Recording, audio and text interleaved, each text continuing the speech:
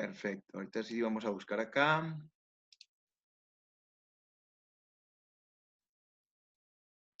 Fíjate que lo cerré del todo. Vamos a buscarlo.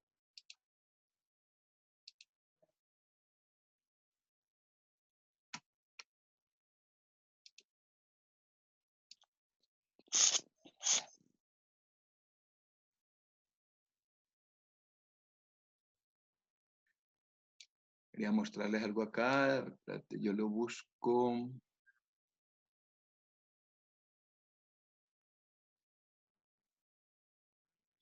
Este me hizo, aquí está. Ah, no, claro que este no es un PowerPoint que estoy buscando. Aquí está. Listo. Simplemente era como el pantallacito para darle la bienvenida al foro. Entonces les decía que en estos documentales,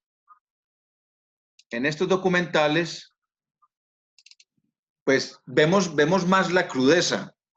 Y no son documentales amarillistas, porque es que es el actor natural. Es la persona que vivió la situación. Por eso, cuando en Colombia se empezó a dar el proceso de negociación con las FARC, a que yo no llamo proceso de paz, porque es que el concepto de paz es mucho más amplio.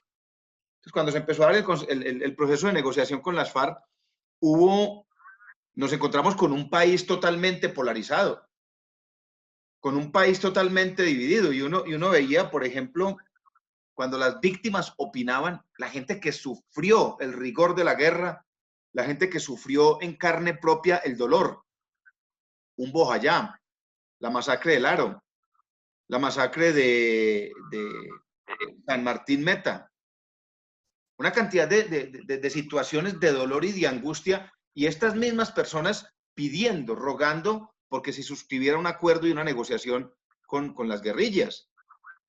Y los demás aquí, del otro lado de la barrera, los que seguramente nunca hemos vivido el conflicto de frente, pues negándonos a esa situación, claro, por muchas situaciones obvias, por muchas circunstancias obvias, porque el 50% del país dice, es que estos señores, llámese FARC, llámese ELN, llámese ERP, llámese M19, llámese Coordinadora Guerrillera Simón Bolívar, y tantos grupos que ha tenido Colombia al margen de la ley, de extrema izquierda o de extrema derecha, pues lo que uno dice es, hombre, tienen que pagar por lo que han hecho, tienen que pagar por lo que han hecho.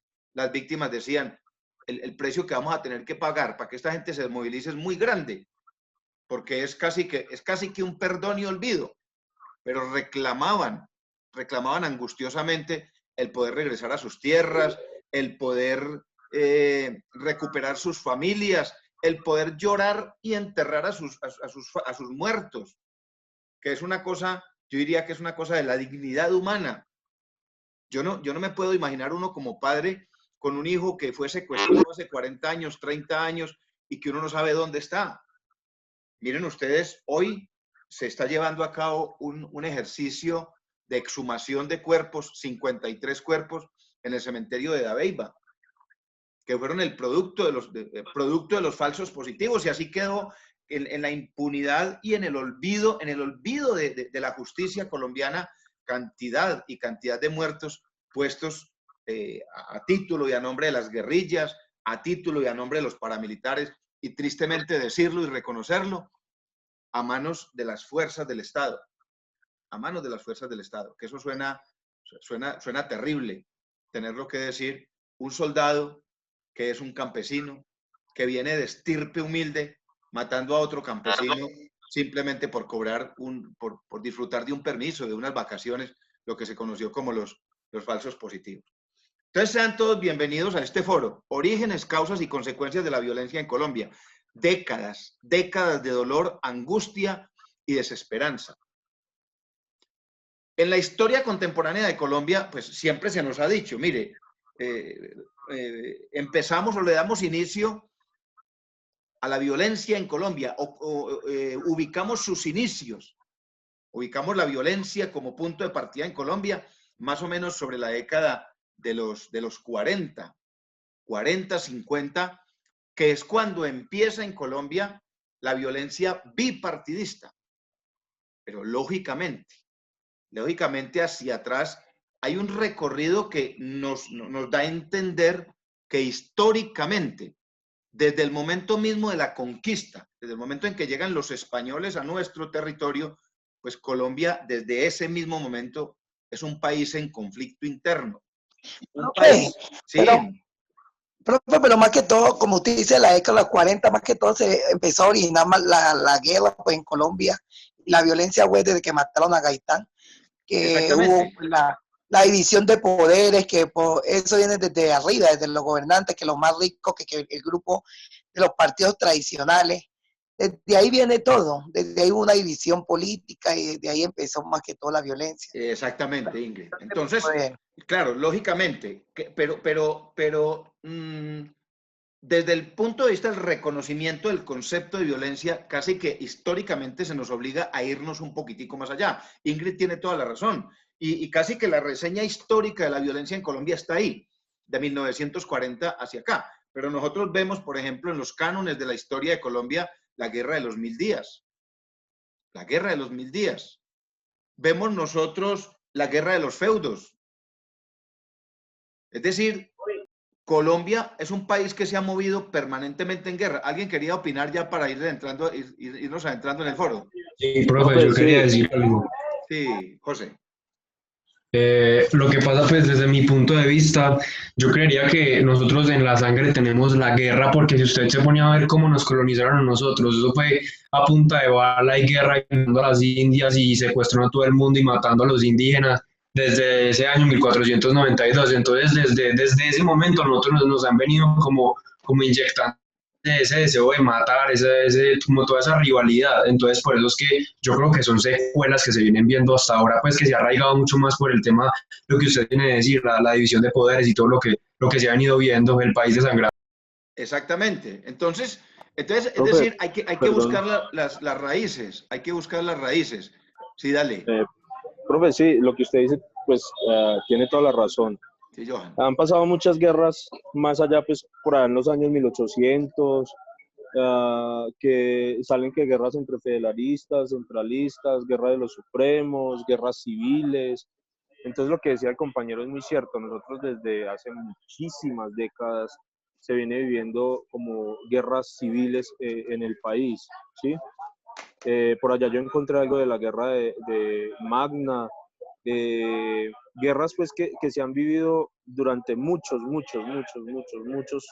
años en este país. Por allá también vi yo algo que tuvimos una guerra con Perú. Entonces son muchas cosas que se han 1903. venido viviendo desde hace muchísimo, sí señor. Por allá se remonta a los años 1800.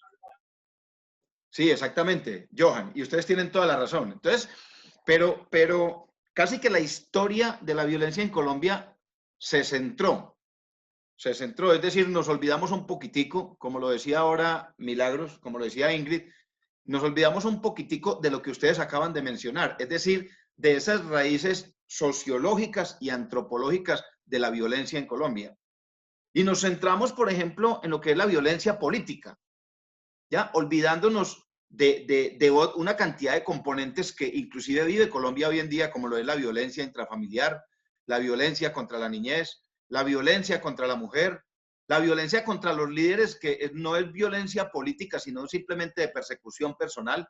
O sea, como lo acaba de decir Johan, nosotros casi que dentro del alma llevamos un espíritu violento con todos esos enfoques.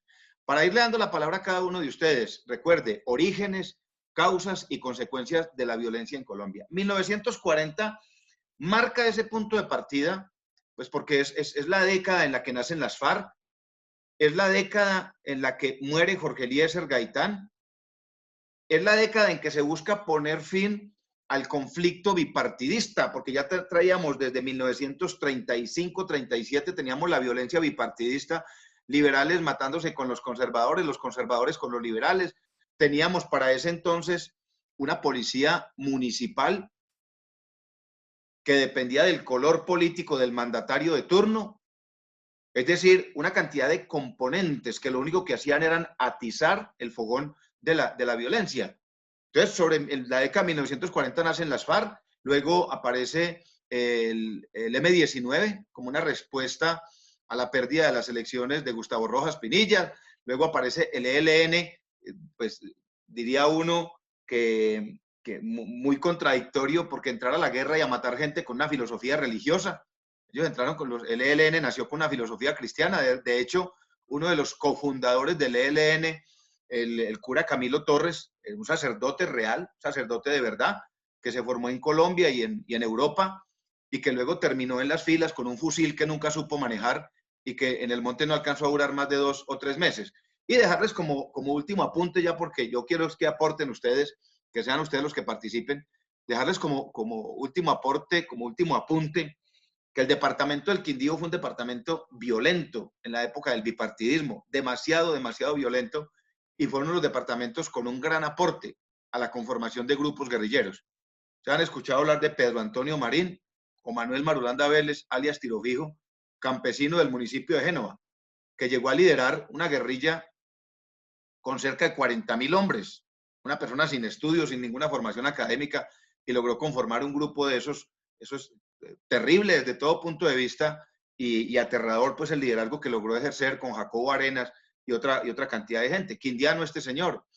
Efraín González se crió en la vereda La Mina, entre el municipio de Buenavista y Pijao, y fue uno de los cofundadores del ELN.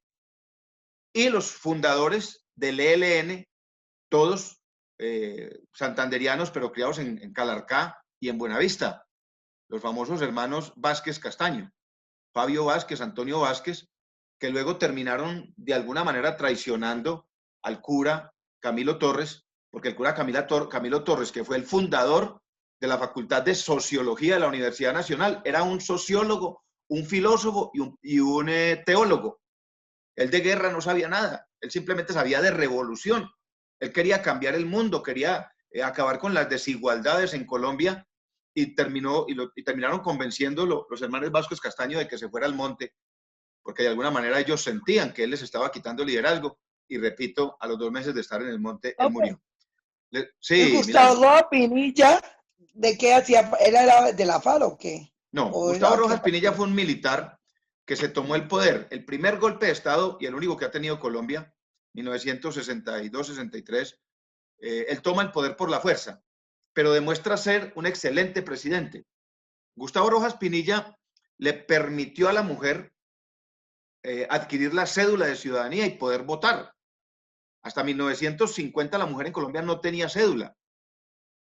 Y Gustavo Rojas Pinilla logra que la mujer tenga cédula y que pueda votar.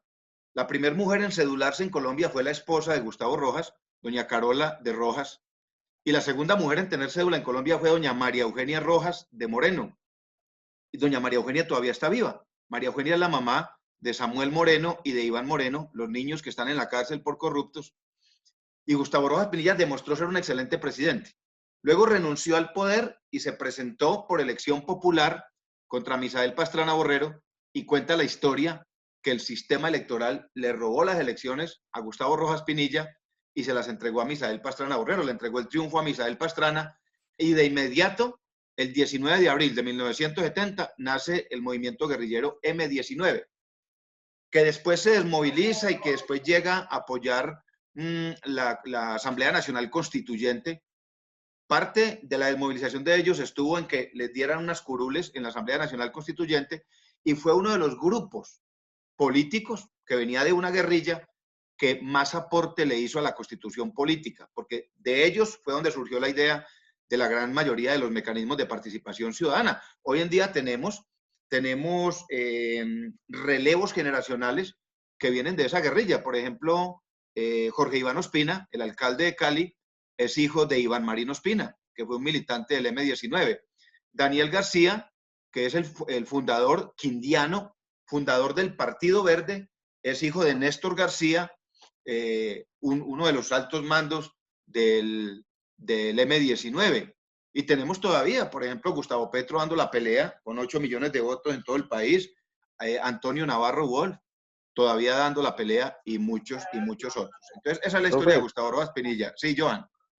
Perdón, ahí en lo de Gustavo Rojas Pinilla yo encontré algo que también fue un buen presidente, pero también encontraba que Durante ese mandato, pues hubo mucha persecución, lo hacían ver también como si hubiese sido una dictadura, porque también se presentaron muchas persecuciones, censura de prensa, también hubo como que unos asesinatos a unos estudiantes por allá, por unos militares que acaban de llegar de la guerra de Corea, ¿sí?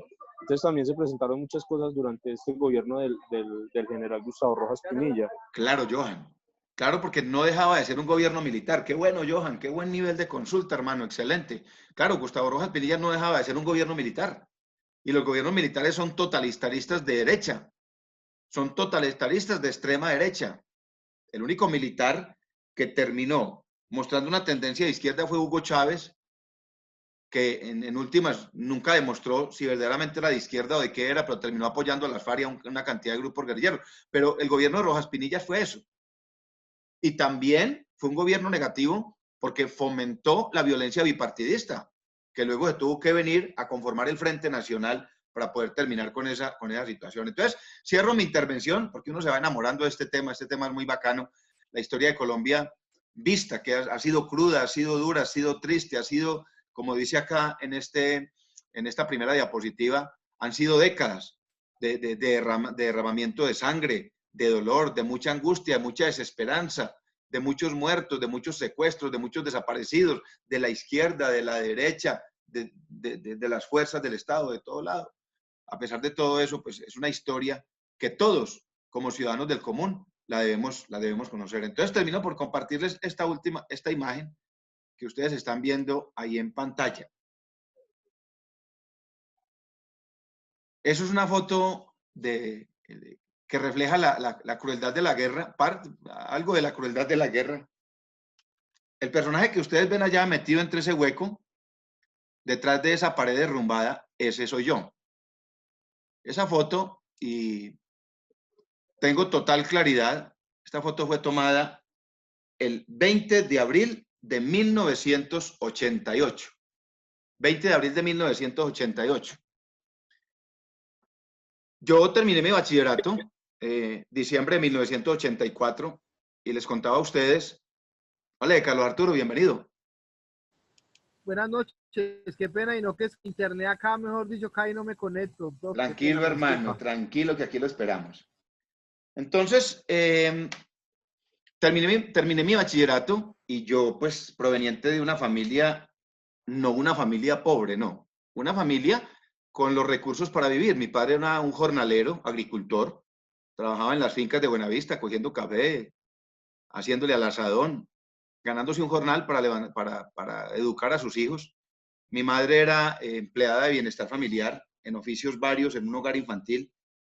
Y subimos 3 hermanos. Y en la medida en que íbamos terminando el bachillerato, pues nos decían, mijo, hasta acá llegamos.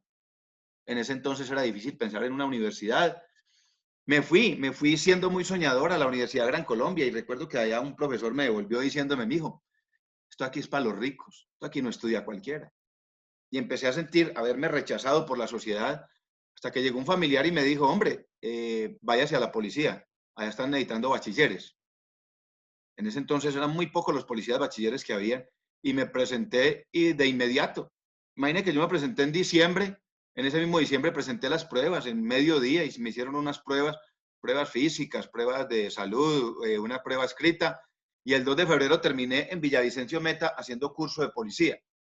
El primer año estuve en Florencia, Caquetá, recorriendo todo el Caquetá en una compañía antinarcóticos, y el segundo año fui a parar a Mitú, Baupés. Esta foto que ustedes ven acá fue tomada en Mitú, Baupés, la primera toma guerrillera de la coordinadora guerrillera Simón Bolívar.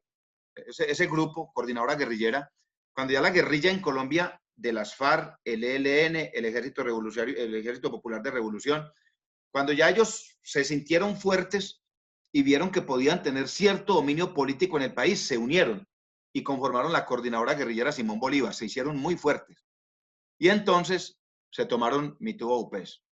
No olvido la fecha por algo muy sencillo, pues claro que la experiencia fue muy fuerte, muy fuerte. No olvido la fecha porque esa toma guerrillera la hicieron estos señores, 250 guerrilleros, para celebrar el día del M-19. Es decir, ellos ingresaron el 19 de abril de 1988, sobre las 12:30 de la noche, cerrando la noche para celebrar el día del M-19. Y recuerdo tanto que estaba sentado con unos compañeros viendo noticias. Allí el servicio de energía eléctrica era solo hasta las 10 de la noche. A las 10 de la noche apagaban la planta del pueblo, una planta de ACPM. Y recuerdo escuchar por las noticias que decía el presentador del noticiero, el M-19 anuncia que se tomará una población de Colombia hoy con el acompañamiento de la coordinadora guerrillera Simón Bolívar para celebrar su día. Y miré yo al compañero y le dije, hombre, qué susto que nos toque a nosotros. Y nos tocó a nosotros. Llegaron sobre las 12 de la noche. El enfrentamiento duró hasta las 10 de la mañana aproximadamente, contando con las oraciones de nuestras madres y de la gente que nos quiere. Pues no hubo muertos de la policía, pero fue una cosa demasiado agresiva que uno en carne propia no se la desea a nadie. Con esta anécdota y con esta historia personal, entonces les doy nuevamente la bienvenida al foro, les doy la apertura y quien quiera empezar con la intervención, voy a cerrar acá esta diapositiva para que quedemos todos en pantalla. Profe, yo empiezo.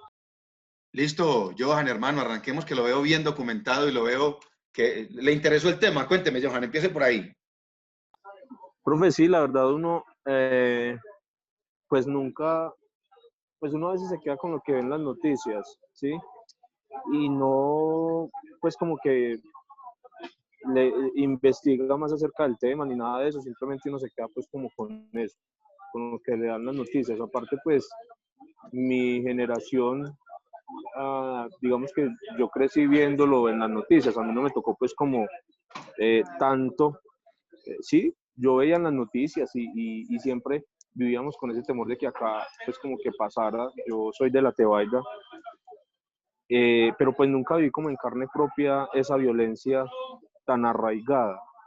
Entonces sí nos quedábamos solamente con eso y nunca nos preocupamos por investigar un poco más acerca de la historia, acerca de esos orígenes y acerca de todo lo que ha pasado pues con la violencia en el país. Y pues ahora leyendo un poco y investigando, pues como decía ahora, la violencia en el país viene desde hace muchísimo, muchísimo tiempo y son muchas cosas que han venido pasando. Son muchas guerras que ha vivido y que ha tenido que enfrentar el país, como lo venía diciendo ahorita, la dictadura del general Rojas Pinilla y antes de eso pues la violencia entre los partidos conservador y liberal. Y cuando uno entra a investigarse, como usted decía, se va enamorando del tema, se va interesando y es algo que como que lo va metiendo a uno mucho en querer saber y en querer como conocer más de esa historia y más de lo que ha tenido que vivir mucha gente, simplemente por el hecho de vivir en un área rural, en una finca, ¿sí? Es bien interesante el tema. Pues yo estuve mirándolo los orígenes, como ya lo decía, que fue hace mucho tiempo, pero me encontré algo que habla sobre la hegemonía conservadora, y eso fue por allá desde como el año 1886, algo así, en donde era el Partido Conservador como quien dominaba en ese entonces toda el área política, pues, digamos, del país, ¿sí? Ellos estaban apoderados de eso. Fue ya mucho después que empezó pues como la República Liberal en el gobierno de Enrique Olaya, por allá en el año de 1930, pero me llama mucho la atención y yo escuchaba también de mi abuela y de mis abuelos esa lucha y esa guerra que se vivía entre partidos, ¿sí? Que simplemente llegaban y le preguntaban, ¿usted es conservador o liberal? Y pues ahí quedaban como sin saber qué decir, porque si dice soy conservador y era un liberal quien les estaba preguntando, pues de una los iba matando. Entonces, a ellos sí les tocó mucho vivir eso, ¿sí? En todo lo que estudié encontré algo que dijo Jorge Eliezer Gaitán que me llamó mucho la atención, y es que él dijo que ninguna mano del pueblo se levantará contra mí y la oligarquía no me mata, porque sabe que si lo hace, el país se vuelca y las aguas demorarán 50 años en regresar a su nivel normal. Eso lo dijo por ahí en el año 1946. Y mire todo lo que hemos pasado más o menos desde esa época hasta acá, que apenas como que por allá con lo del proceso de paz, que es, pues como usted decía ahora, eso es pues ya un contexto mucho más allá, pero me llamó mucho la atención esa frase, porque era como si él supiera de que si le pasaba algo, el país iba a caer en digámoslo así, en una noche desastrosa, pues oscura, que iba a durar muchísimos años y pues todavía lo seguimos viviendo. Entonces, realmente el tema es bastante interesante, ya después cuando nacen las guerrillas. Eso fue lo que yo investigué en el tema que usted nos había puesto anteriormente, sobre las guerrillas, los orígenes de las guerrillas, y es bastante impactante todo lo que uno se encuentra. También vi por allá del Centro Nacional de Memoria Histórica que ellos tienen unas cifras, y esas cifras iban hasta el 2012, en donde pues a esa fecha iba más de 220.000 víctimas de la guerra, de la violencia, y es algo pues bastante impactante. Como decía también en el trabajo que hicimos anteriormente, es muy similar o incluso es mayor a las muertes que se han vivido en Siria, que es algo que me llamó mucho la atención porque Siria, la guerra de Siria, y nosotros veíamos en las noticias y decían, uy, qué horror, tantos desplazados, y nos impactaba mucho eso, y no ver que acá en Colombia es mayor, ¿sí? Han pasado muchas más cosas y hay muchas personas que han sido desplazadas, muchas muertes, y me dolía mucho pues ver cómo estas personas tenían que salir de sus tierras y tener que llegar a las ciudades y sin nada, solamente con su ropa y con sus cosas, y venir de una guerra y llegar a la ciudad a vivir otra guerra por tratar de encajar, por tratar de subsistir. Y nosotros mismos muchas veces rechazábamos a esas personas simplemente porque venían de un pueblo, siempre. Son personas que trataban de buscar un empleo, son personas que trataban de salir adelante, y son personas que solamente sabían hacer eso, cultivar el campo. Entonces son cosas que impactan bastante. Y ver cómo aún seguimos en eso, ¿sí? A pesar del dichoso proceso de paz y de todo lo que se ha venido viendo con las FARC, seguimos en lo mismo. Nada más ahorita el 17 de enero del 2019 con el atentado en la escuela de cadetes y muchas otras cosas que todavía siguen. Entonces ahí es donde uno se pregunta hasta cuándo este país digamos que va a vivir esa violencia, y cuántos años más, cuántas generaciones más tendrán que ver esto. Lo que decía el compañero ahora rato, que nosotros venimos como con eso en la sangre, pues es verdad, porque desde la conquista española estas tierras han venido y han vivido y han tenido que pasar eso, ¿sí? Es una lucha por subsistir, es una lucha que tenemos siempre, y es por tratar de subsistir. Y la violencia en Colombia ha pasado por ejemplo, las guerrillas, que ellos venían con una ideología que en su momento digamos que era buena, porque ellos trataban de luchar por algo, por algo que era bueno, ¿sí? Que se fue y se distorsionó. Entonces sí es bien complejo. Los orígenes de la guerra y las consecuencias es un dolor y un derramamiento de sangre infinito que ha dejado pues marcado a muchas generaciones, y nosotros ahora que estamos viendo esto más a fondo, yo creo que todos nosotros estamos así como en shock de ver más esa Johan, realidad. yo le puedo hacer una pregunta que es muy personal. Sí, señor. ¿Usted en este momento hace parte de algún grupo de juventudes, de algún movimiento político de los buenos? ¿Está vinculado con alguna entidad de este tipo? No, profe, mira que no. Nunca, Bueno, lo voy a siempre decir pues con el debido respeto que me merece. Como decimos nosotros los políticos, yo lo soy, trato de ser de los buenos, porque a pesar de que fui alcalde, vivo en un sector muy popular de Armenia. Tengo un carrito porque lo conseguí hace muy poco, o sea, trato de ser un buen político. Le siento un discurso bacano, y me deja gratamente sorprendido el nivel de interés, las palabras que refiere, las palabras que utiliza, el nivel de consulta al que llegó. Yo por eso les quiero compartir a todos el librito que publicó Revista Semana, 200 años de historia, porque noto ese interés. Johan, de verdad, hermano, pues aquí públicamente delante de los compañeros, me permito felicitarlo porque quiso abrir el foro, y créame que lo abrió con lujo de detalles. Yo le pagué, Johan. Profe, muchas gracias. Excelente. Profe, Sí, Jenny, sí, profe, dale, no Jenny, sé si puedo seguir. dale, Pues dale. como aportando a lo que estaba hablando pues mi compañero respecto pues a la hegemonía que existía pues hace unos años entre los pues los liberales y los conservadores, ¿sí?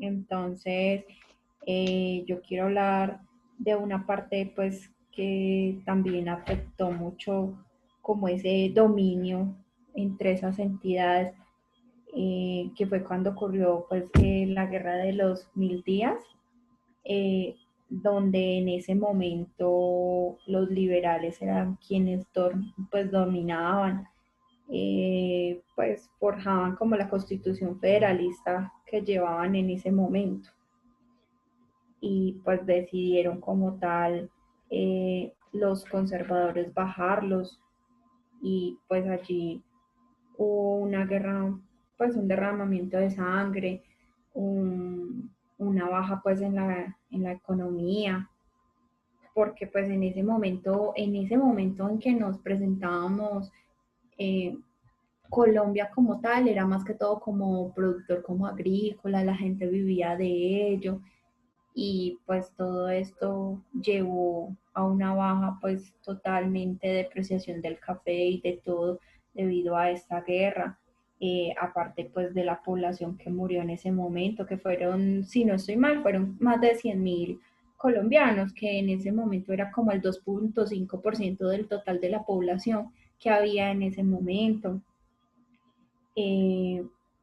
También eso nos produjo algo también muy, muy, muy importante, que fue la pérdida de Panamá, porque pues en vista de tanta guerra, pues Estados Unidos intervino como para poder mediar eso que estaba pasando en ese momento, y a cambio de eso pues pidieron como la reclamación también de Panamá, y allí ellos pues como tal se dividieron de nosotros. ¿Qué otra cosa? Pues así Jenny, como y la pregunta obligada, ¿la asignatura le ha llamado la atención?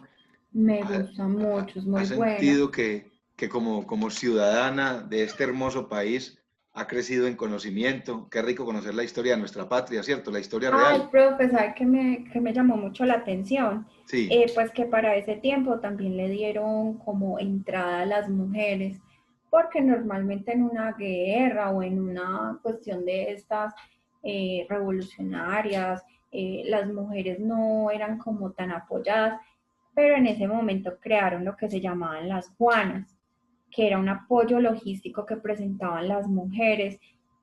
Pues por los conservadores no se presentaron mucho, pero estuvo Esther Quintero. Y pues ya por los liberadores sí hubieron pues como varias que fueron como cabecillas, pues, ya uno dice una mujer cabecilla, como para ese tiempo que no era como tan, pues ahí claro. apenas iba a crear como la guerrilla. Sí, porque la mujer era más del hogar, es más, con lo que acaba de referir Jenny, que yo les mencionaba a ustedes, solo hasta 1935 pudo una mujer ingresar a la universidad, porque las leyes colombianas le prohibían a la mujer formarse y educarse.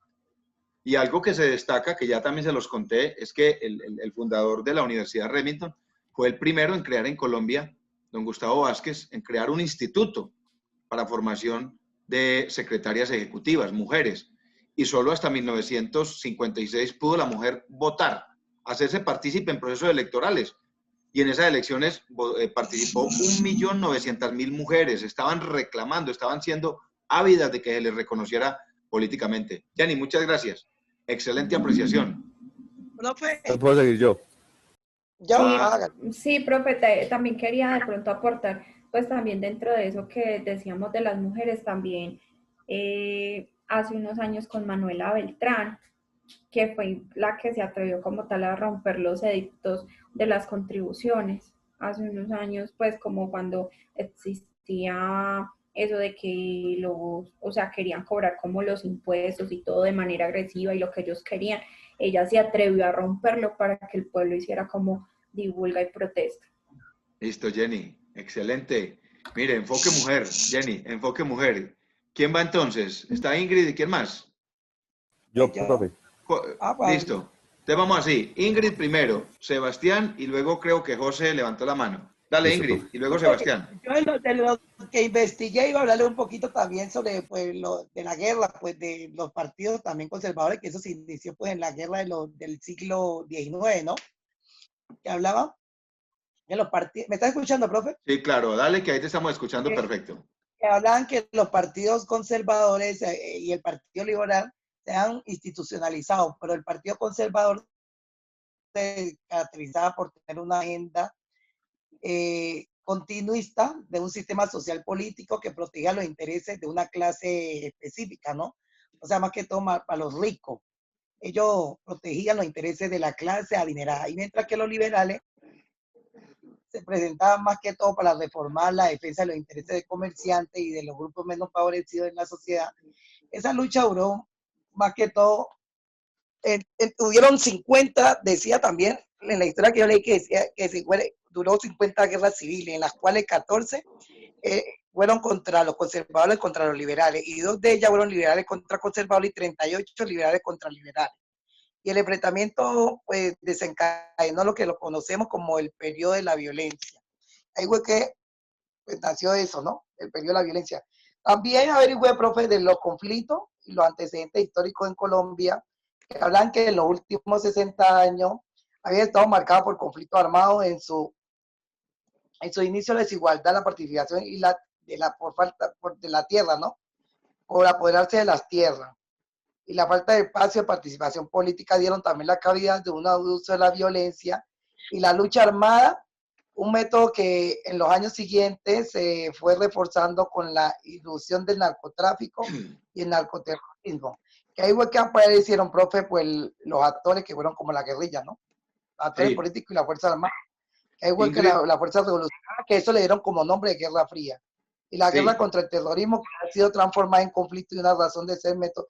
O sea que más que todo este auge vino surgiendo, profe, y más que todo eso dio finalidad, güey. La guerrilla primero surgió, que escuché lo del M-19, que ellos estuvieron como un grupo revolucionario que peleaban por los intereses de los más menos favorecidos, como los campesinos, de la gente vulnerable, la gente pues pobre, ¿no? Ellos empezaron a pelear con el gobierno, pues peleando por muchas cosas que no estaban de acuerdo, el gobierno hacía. Pero al tiempo, ese grupo ya se fue formando, fue como terrorismo, narcotráfico. Y ya no era más el M-19, que empezaron a nacer pues todos esos grupos, que la FARC, que el ELN y todo. Y hasta ahora se han sostenido y eso se volvió un narcoterrorismo. Porque ya se volvieron, güey, ellos empezaron a mandar, güey, su droga y todo. Claro, Ingrid utiliza una palabra fundamental en los orígenes y las causas, que es la palabra tierra. O sea, uno de los grandes componentes que ha generado el conflicto es la propiedad de la tierra. Ingrid, pregunta final, ¿te ha gustado la asignatura? Sí, profe, porque uno aprende. Qué Profe, bueno. pero venga, como usted dice, lo del apoderamiento de la tierra, eso viene desde décadas, porque a los indígenas, desde que, como usted dijo, desde los colonizadores, vinieron a apoderarse de la tierra y siempre se ha sostenido, porque hasta ahora se maneja eso, porque vea que usted va para esos pueblitos como el Chocó, todo el mundo no puede entrar porque ya se apodera un tal grupo de ese espacio y lo tiene a esa gente allá amordazada. Por ejemplo, yo que trabajé en la registraduría, yo tuve la oportunidad de conocer Naya, profe, y yo estuve por allá por el Naya y uno ve esa cosa, una cosa Es que es un impresionante. corregimiento. No, el Naya es un corregimiento de Buenaventura, pero todo eso allá es de coca, cocina y de todo, y del grupo armaje de la guerrilla manda allá. Y Allá no puede entrar. estuvo haciendo elecciones allá, Ingrid. No, estuvimos haciendo, sí, censo electoral, Sí. estuvimos 10 días sentando porque Como delegada de la registraduría. Sí, hicimos eso electoral, y también cuando me tocó las elecciones, me tocó en la zona rural, me tocó por la parte ¿cómo es que llama? Del Chocó, por allá por San Juan, por el río San Juan, y todo eso era indígena, y venga, digo, las elecciones allá fueron así, el capitán indígena votaba por todos ellos, una sola persona, lo único que hacían el guardia indígena, lo único que hacían los indígenas era hacer una fila, pasarle la cédula a los jurados, pero el guardia indígena votaba, era el que decía por quién votar. En esas elecciones de allá ganó Petro, sí. A esas elecciones me acuerdo tanto de la presidencia, ganó Petro. Y eso allá también se ve todavía, la vaina del poblamiento de la tierra, y todavía eso se ve. Eso es de ECA y todavía se ve por el poder. Esa es la palabra primordial, es por las tierras. A tierra. La Ingrid, muchas independida. gracias. Excelente, Gracias, excelente intervención. Sebastián, muchas gracias, Ingrid. Profe, buenas noches, compañeros. Compañero de lucha. Profe, pues el documental, pues le toca a uno mucho las fibras porque lastimosamente en Colombia los medios de comunicación solo le muestran lo que quieren ellos que usted sepa, le tapan los ojos a usted. Entonces usted no sabe qué está pasando a su alrededor, a no ver que usted se lo vea en el día a día, pues el microtráfico, lo que vea, pero todas esas catástrofes y todo eso así, lo hacen ser un Colombia sin memoria, porque no le hacen conmemoración a todos estos sucesos, a todas estas víctimas, sino que pasan la hoja como si nada, como si hubiese pasado cualquier otro suceso, y es algo que lastimosamente ha afectado a miles de familias y que es un daño irreparable, como decía usted ahorita, de tantos muertos, de tantos secuestrados, de tantos desaparecidos, de tanta sangre. Una de las partes que más me llamó la atención fue la de Bojayá, esa masacre que dice que es una masacre olvidada. Triste de ese conflicto armado allá y tener que pagar los más inocentes, los que menos tenían que ver en nada, morir y tantos niños, y ese Cristo ahí como lo tienen en representación y como sale el cura a contar todo el testimonio del Señor ahí, es muy triste. Entonces yo quiero hablar de la guerra de Pablo Escobar, porque eso sí que afectó a todo Colombia y todo el país. El hombre duró 44 años vivo, de Medellín. Pablo Escobar lo hacen ver como un héroe muchos porque no saben quién fue, muchas jóvenes que ni siquiera lo conocen y no han estudiado solo por escuchar y porque mandaba cocaína a todo el mundo, entonces creen que es un héroe y lo tienen por ahí en la chaqueta, en las gorras, en los carros, en las motos, una ignorancia única para mi concepto, porque esos hasta camisetas tienen, gorras, de todo, o sea, como un héroe, como un dios, sin saber tantas familias que hay afectadas en este momento en todo el país y en otros países del mundo, porque él hizo mucho daño. 623 atentados que dejaron 402 civiles muertos, imagínense, 1.710 lesionados, 550 policías muertos que pagaba a 2 millones de pesos por cada policía muerto. Es triste, imagínense, entonces los policías asustados, pues todo el mundo, imagínense, los que prestaban el servicio, ¿quién nos iba a cuidar entonces? Imagínense el desorden en Colombia que había, él mandaba, era lo que él quisiera hacer. Tristemente, 100 bombas hizo estallar de un septiembre a diciembre de 1989. Solamente en 2 meses hizo estallar 100 bombas. Imagínense el daño que causó este hombre, irreparable, o sea, muchos muertos. Si el avión de Avianca, Sebas. El avión de Avianca, sí, por acá lo tengo. 111 pasajeros muertos en 1989 en el avión de Avianca. Dios mío bendito. 15.000 personas murieron según los estimativos de las autoridades en los últimos 20 años que él ejerció su profesión. Los asesinatos más representativos: Rodrigo Lara Bonilla, ministro de Justicia. Enrique Long, ministro de Justicia. Guillermo Izaza, director del Espectador. Carlos Mauro Hoyos, procurador general. Luis Carlos Galar Sarmiento, candidato presidencial. Diana Turbay, periodista.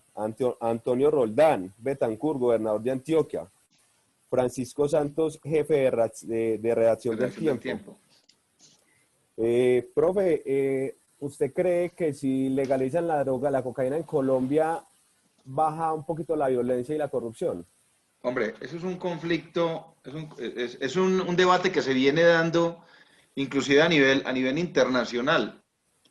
Y hay países como Estados Unidos, donde algunos de los estados tienen legalizada la droga. El problema está en que ya el narcotráfico es un tema universal, es un problema universal. Y para que el conflicto merme en términos de violencia, en términos de corrupción, para que merme, tendría que ser unos acuerdos internacionales y multilaterales, porque nosotros la producimos y parte de lo que producimos se consume acá mismo.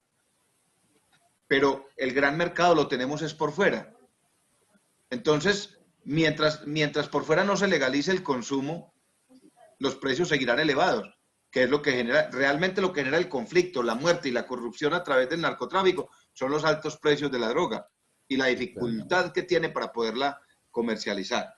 Algunos defienden la legalización porque, y ponen como ejemplo los licores y el tabaco, el cigarrillo. En Colombia, a mediados del siglo pasado, el cigarrillo era ilegal y generó todo tipo de violencia. Hoy en día nadie pelea por un pucho, nadie pelea por un cigarrillo, pero el debate está en la mesa, Sebastián. El debate está en la mesa. Sí, sería muy bueno internacional. Y en Colombia se ha puesto, y créame, me puso a pensar. Excelente la intervención, Sebastián. Excelente, excelente.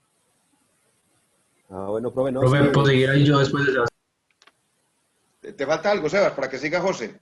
Listo, no, profe, no, que muy bueno la materia. ¿Te ha gustado? Indaga uno mucho y verdad que es importante saber las raíces, de dónde venimos, para dónde vamos, cómo está el país en este momento, cómo estuvo los líderes pasados, la guerra pasada, toda la sangre que ha derramado el país. Necesitamos saber de dónde somos, qué somos, de dónde venimos, porque entonces usted ya va a ser un profesional y no sabe dónde está parado. Entonces es muy buena esta materia, muy importante, muy interesante. Muchas gracias, profesor. Aquí como que voy a tener varios candidatos al consejo, candidatos a cargos de elección popular. Los veo de muy buen discurso y eso me gusta. Eso me gusta. Se aproximan en el 2021 la elección de los consejos municipales de juventudes y qué bueno verlos ahí, verlos como protagonistas, como líderes de procesos. Sebastián, excelente. Dale, José Alejandro López Bedoya. Profe, sí, yo también me llamó mucho la atención la intervención del compañero porque de verdad que pues como para empezar y tomando como el documental, pues de verdad que sí es impactante porque pues es claro que estos noticieros y todos estos medios de comunicación simplemente pues por decirlo de alguna manera, están comprados por las corrientes políticas, porque mientras que uno va por la corriente de la derecha, no sé, el otro va por la izquierda. Y todo ahí es donde viene pues a aplicar como ese término amarillista que muestran lo que les conviene y no le muestran a la población lo que realmente deben mostrarle para concientizar a las personas de la realidad. Y eso es lo que, la verdad, yo no tenía idea de lo que vino el documental y me di cuenta de muchas cosas que de verdad son y con lo que hemos venido viviendo y no nos hemos dado cuenta simplemente por la ignorancia que nos transmiten estos medios de comunicación. Profe, a mí me llama mucho la atención la inteligencia con la que imagínese usted lanzarse a organizar una organización armada, o sea, eso es algo que requiere mucha cabeza, porque de alguna manera usted tiene que administrar, tiene que formar, tiene que dirigir, tiene que liderar. Profe, pero la ambición del ser humano lastimosamente va primero que todo. Y por eso es que vemos tantos muertos, porque cada una de estas organizaciones se formaron como con intereses distintos, por eso todo el mundo choca. Y ahora lo que el compañero decía, Pablo Escobar, esta persona se hizo dueña del 80% del negocio de la cocaína a nivel mundial, un duro, y una persona supremamente inteligente, profe, que lastimosamente usó esto para mal. Y mucha gente también, así como lo odiaba, mucha gente lo quería porque esta persona le dio casa a mucha gente. Pues un sicario pobre por ir a matar a un policía que ganó esos 2 millones, pues obviamente lo iba a amar. Entonces, pues son muchos factores. Y lo que usted decía, profe, ahora las autoridades ya han controlado muchísimo el flujo de drogas hacia el exterior. Entonces, ¿qué han hecho esos líderes de las redes de microtráfico? Se han reinventado y ahora han armado unas redes impresionantes acá, donde la población local es la que se está viendo directamente acá. Y por eso es que vemos más jóvenes sumidos en la droga, en la delincuencia. Y bueno, eso es a lo que yo quería ir, como la inteligencia y la capacidad de los líderes que tienen como para reinventarse, que lastimosamente la han usado para mal y poniendo como por encima la ambición personal, los intereses personales, han vuelto nada a las ciudades y la región como tal. José utilizó la palabra, la dijo 3 veces y es clave, intereses. Cuando el M-19 se dio cuenta que había perdido la ideología política y que estaba entrando en el cauce de los intereses individualistas, que fue cuando se tomó el Palacio de Justicia y que lo hizo en alianza con el narcotráfico y con Pablo Escobar, pues sus grandes líderes tomaron la decisión y dijeron, nos tenemos que desmovilizar, porque aquí el interés colectivo y el interés de desarrollo social se perdió cuando entró el interés individual. Gracias, José López. Esa es, José A. Interés. Profe, como usted dice, el interés individual ya empezó lo del narcotráfico, ¿no? Pero el narcotráfico todavía sigue. y ahora Sí, se está claro, sí, manejando claro, todo por claro. Ecuador. Acabando, Por acabando Ecuador, acá ha con, disminuido la ruta, pero ahora se está mandando todo por allá, por Ecuador, por Nariño, por esas rutas de por allá que otro está lado, mandando Ingrid. todo. Perfecto. ¿Ya? Porque ¿Quién por digo acá yo? están manejando antes, acá por los lados de Profe, Chocó, yo. como para Panamá, Sí, están pero ahora se utilizando está todas las manejando ya vías. por otro lado. Y eso Sebastián puso sobre la mesa la pregunta que es muy difícil de responder. Estamos de acuerdo con que se legalice. Yo lo dejo ahí para que hagamos otro debate. Creo que dentro de 8 días No, lo podemos hacer. Profe, Juan sí, Diego, eso Juan nunca lo Diego. van a legalizar porque si la legalizan ya se pierde pues el Se pierde la sentido esencia. Se pierde el la negocio, esencia que le Ingrid. hayan dado ellos. Profe, Juancho, Juan Diego. sí, Eh, señor. ¿sabe qué algo? pena, qué pena. Y para terminar, profe, de verdad que la sumatería me pareció bastante interesante porque uno se da cuenta de la realidad en la que vive y pues es lo más importante, lo que decía Sebastián, uno tiene que crecer cada vez más profesional, sabiendo y teniendo los pies sobre la tierra y sabiendo dónde está parado. Entonces, de verdad que sí, profe, muy, muy constructiva su materia. Muchas gracias. El Profe, verdadero profesional es el que se contextualiza. Va por allí, Juan Diego. Y profe, Johan quería decir qué algo. pena. Sí, ¿sabe algo que no dije ahorita que me impactó bastante? Fue el caso de Elvia Cortés, creo que fue la Sí. mujer collar bomba. De pronto algunos compañeros Uy, que son más tenaz, jóvenes hermano. pues no vieron eso o no, de pronto no se acuerdan, pero eso fue, me afectó Y bastante no, no, el no. hecho de Y lo que Johan, pasó Yo vi con un ella. documental de eso. sí sabe que sobre eso hay una película, Johan.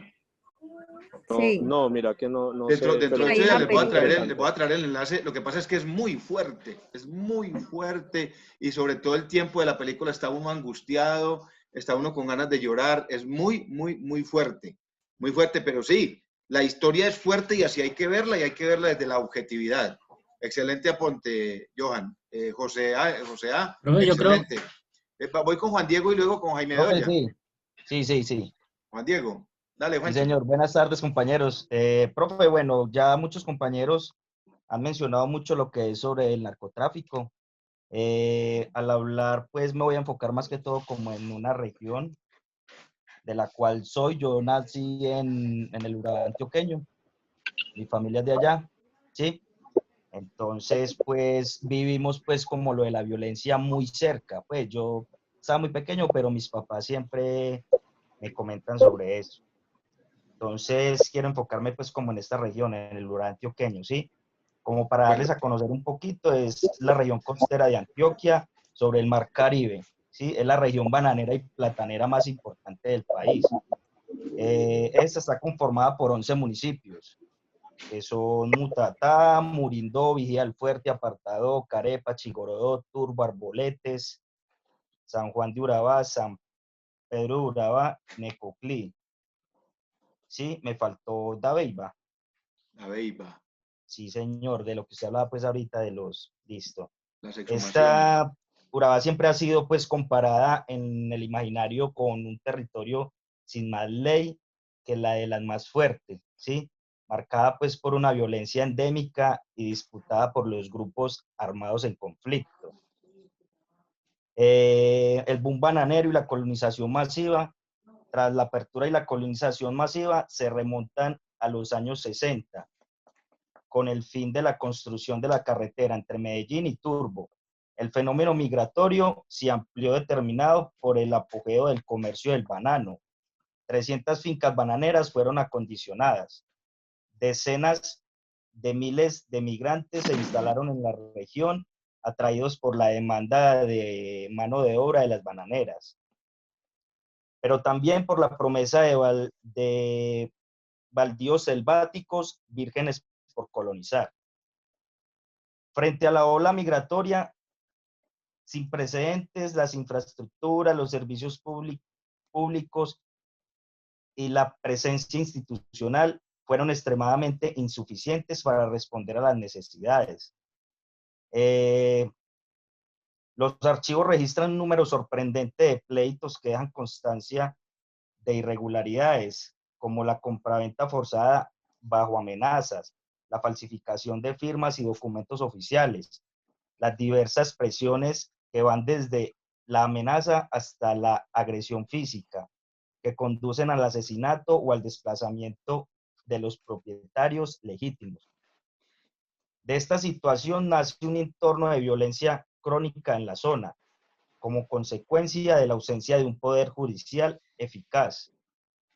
La tasa de homicidios se triplicó en los años 70 y 90, coincidiendo con la aparición y el fortalecimiento de movimientos armados organizados, las FARC, el EPL y grupos paramilitares, fuerza pública.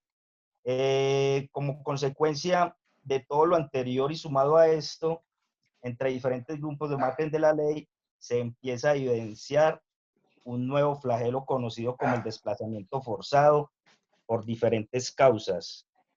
¿Sí?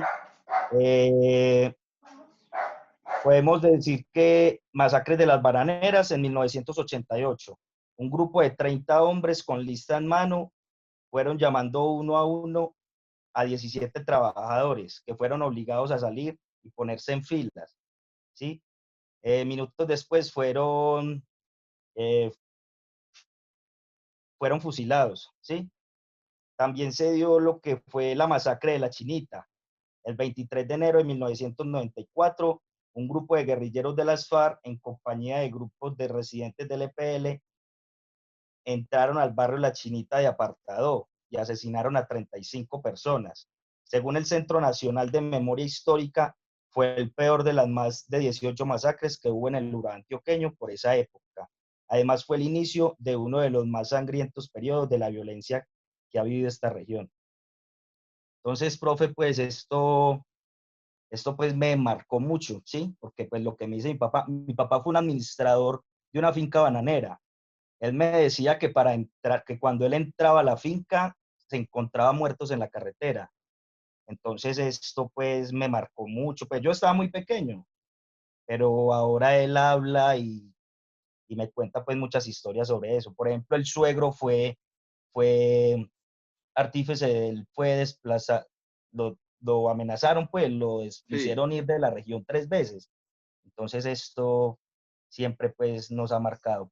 Por el momento mi familia vive allá, mi papá y mi mamá viven allá todavía, entonces quería pues contarles como un poquito de esto. Claro, Juan Diego, y qué bueno compartirlo más allá de lo teórico y de lo bibliográfico, compartirlo desde la experiencia personal, o sea, vivencias de familia. Qué bueno, Juan Diego, cuando usted dice, hombre, a mí no me ha tocado, no lo he tenido que vivir, pero lo vivieron mis padres, lo que quiere decir que de alguna manera el país está recuperando unos espacios de tranquilidad, que triste y desafortunadamente todavía seguimos viendo violencia por tierra, violencia por tierra, violencia por narcotráfico, violencia por poder político, pero muchas regiones se han logrado recuperar gracias al compromiso, gracias al esfuerzo, gracias a algunas políticas públicas, también a la intervención militar, que hay que reconocerle.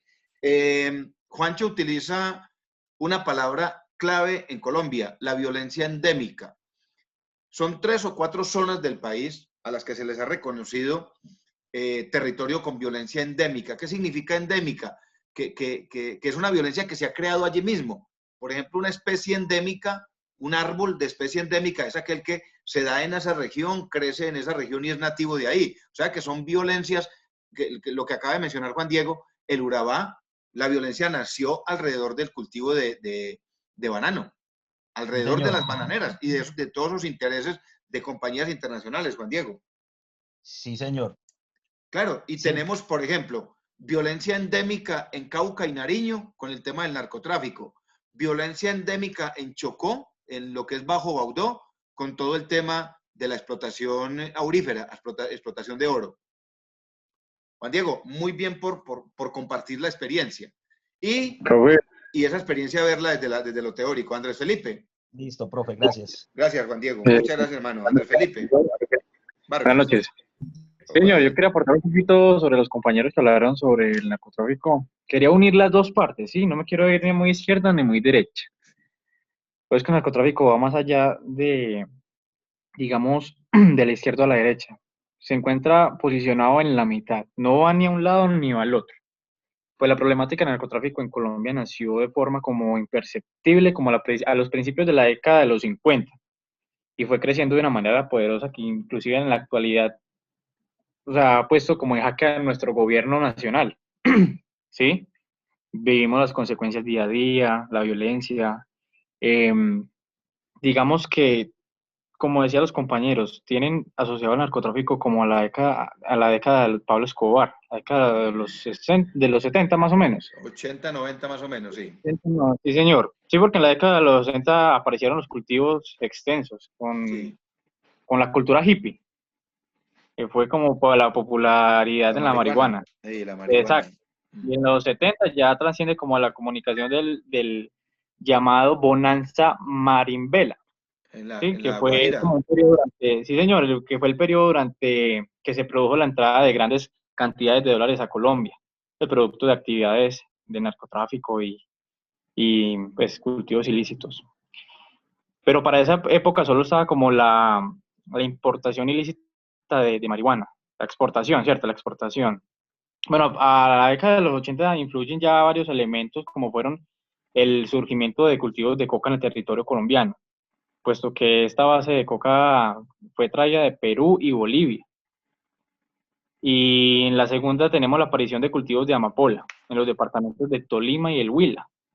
En el punto número 3 tenemos la incursión de la guerrilla en el negocio. Bueno, acá quiero unir las dos partes. Por ejemplo, el narcotráfico, me viene un documental, algo curioso, pues pasaba por alto, realmente nunca tuve como en cuenta eso. Es que el narcotráfico también está unido, digamos, los comerciantes, los narcotraficantes, tienen nexos con las FARC. Ellos también pagan vacunas, por así decirlo. También pertenecen a diferentes grupos para poder hacer sus negociaciones en nuestro territorio.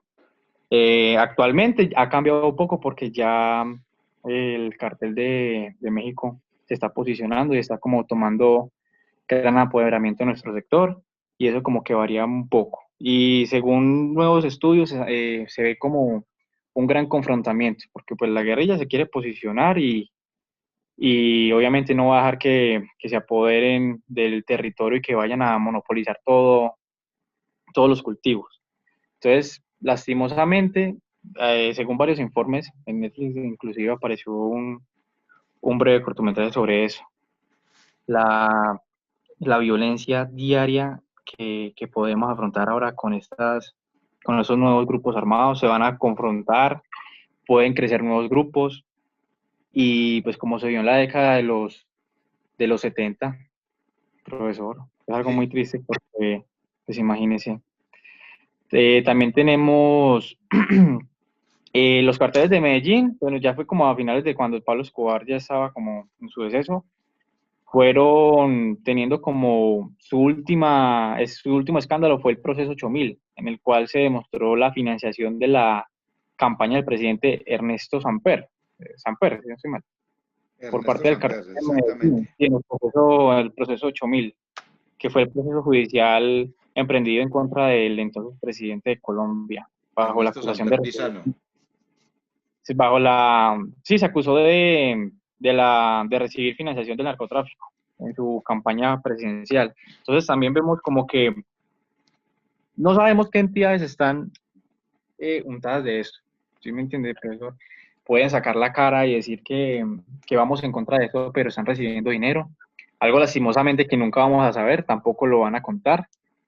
Y es algo triste, profesor, algo triste porque, o sea, el narcotráfico se puede ver desde muchos puntos de vista. O sea, un narcotraficante puede poner un puesto y puede darle empleo a 50, 40 personas y se benefician y inclusive puede ayudarle más que el propio gobierno, bajo unos ojos positivos, pero bajo los ojos negativos se está llenando de drogas, está matando familias, en los barrios pobres se están consumiendo esos mismos estupefacientes que ellos están distribuyendo, entonces afecta de lado a lado.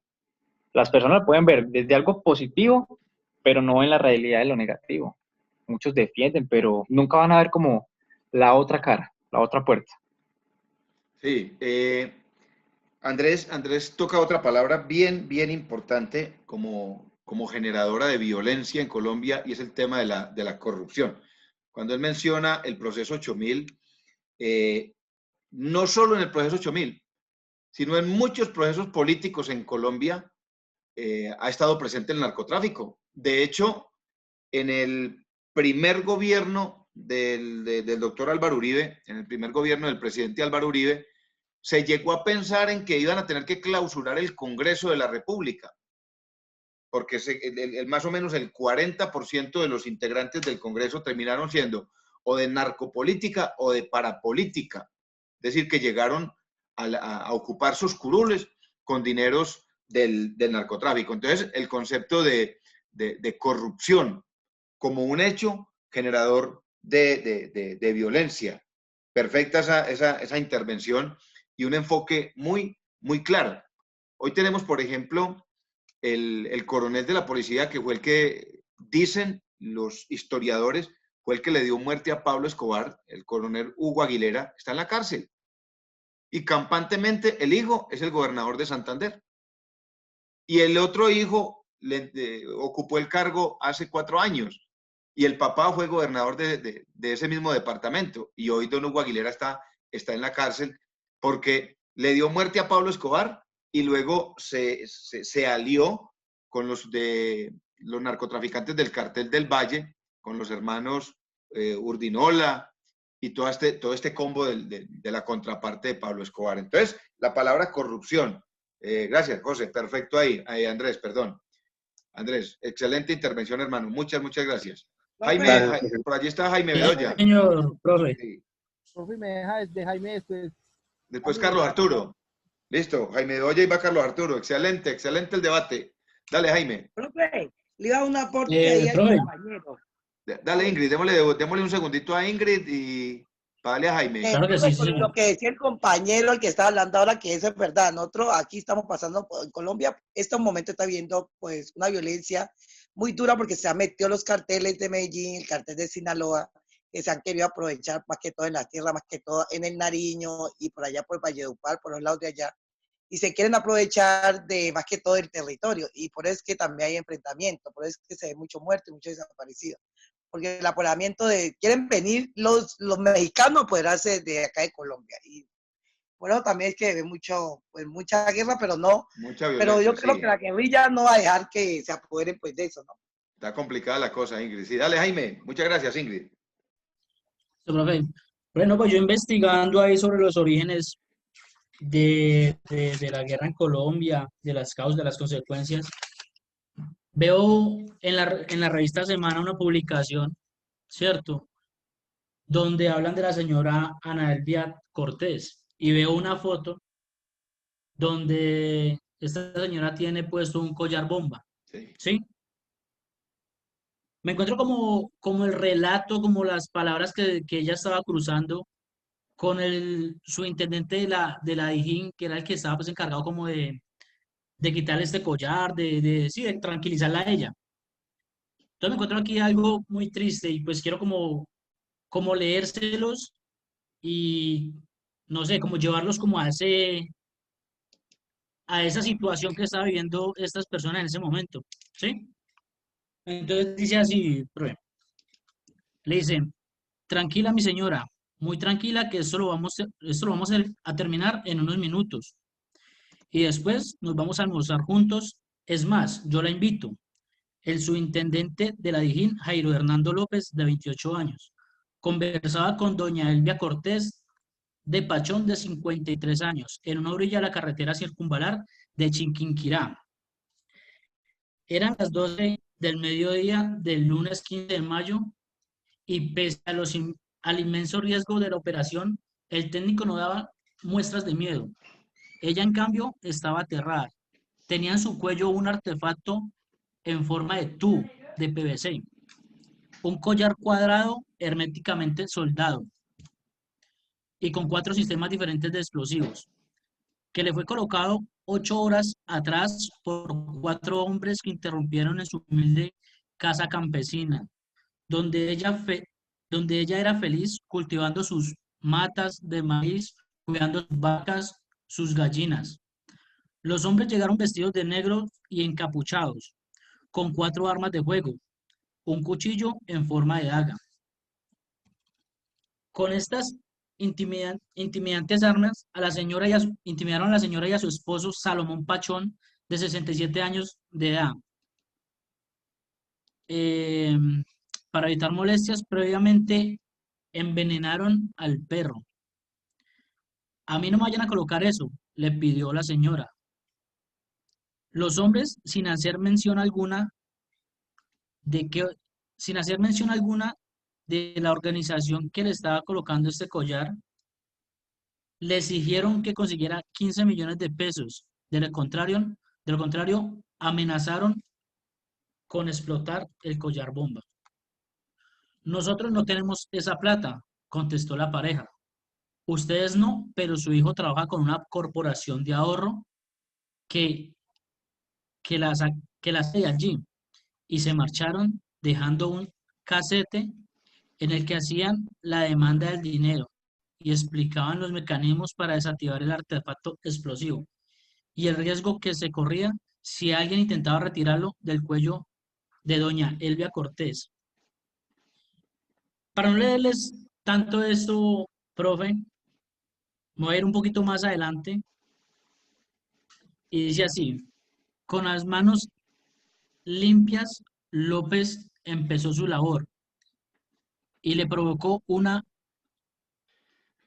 aguita, no sé qué significará. Le dijo: usted no me va a dejar morir, ¿cierto? ¿Cómo se le ocurre?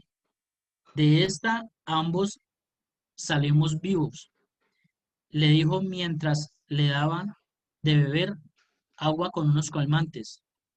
Pero la tragedia no se hizo esperar y a las 12:35 del día la bomba explotó y mató a los dos.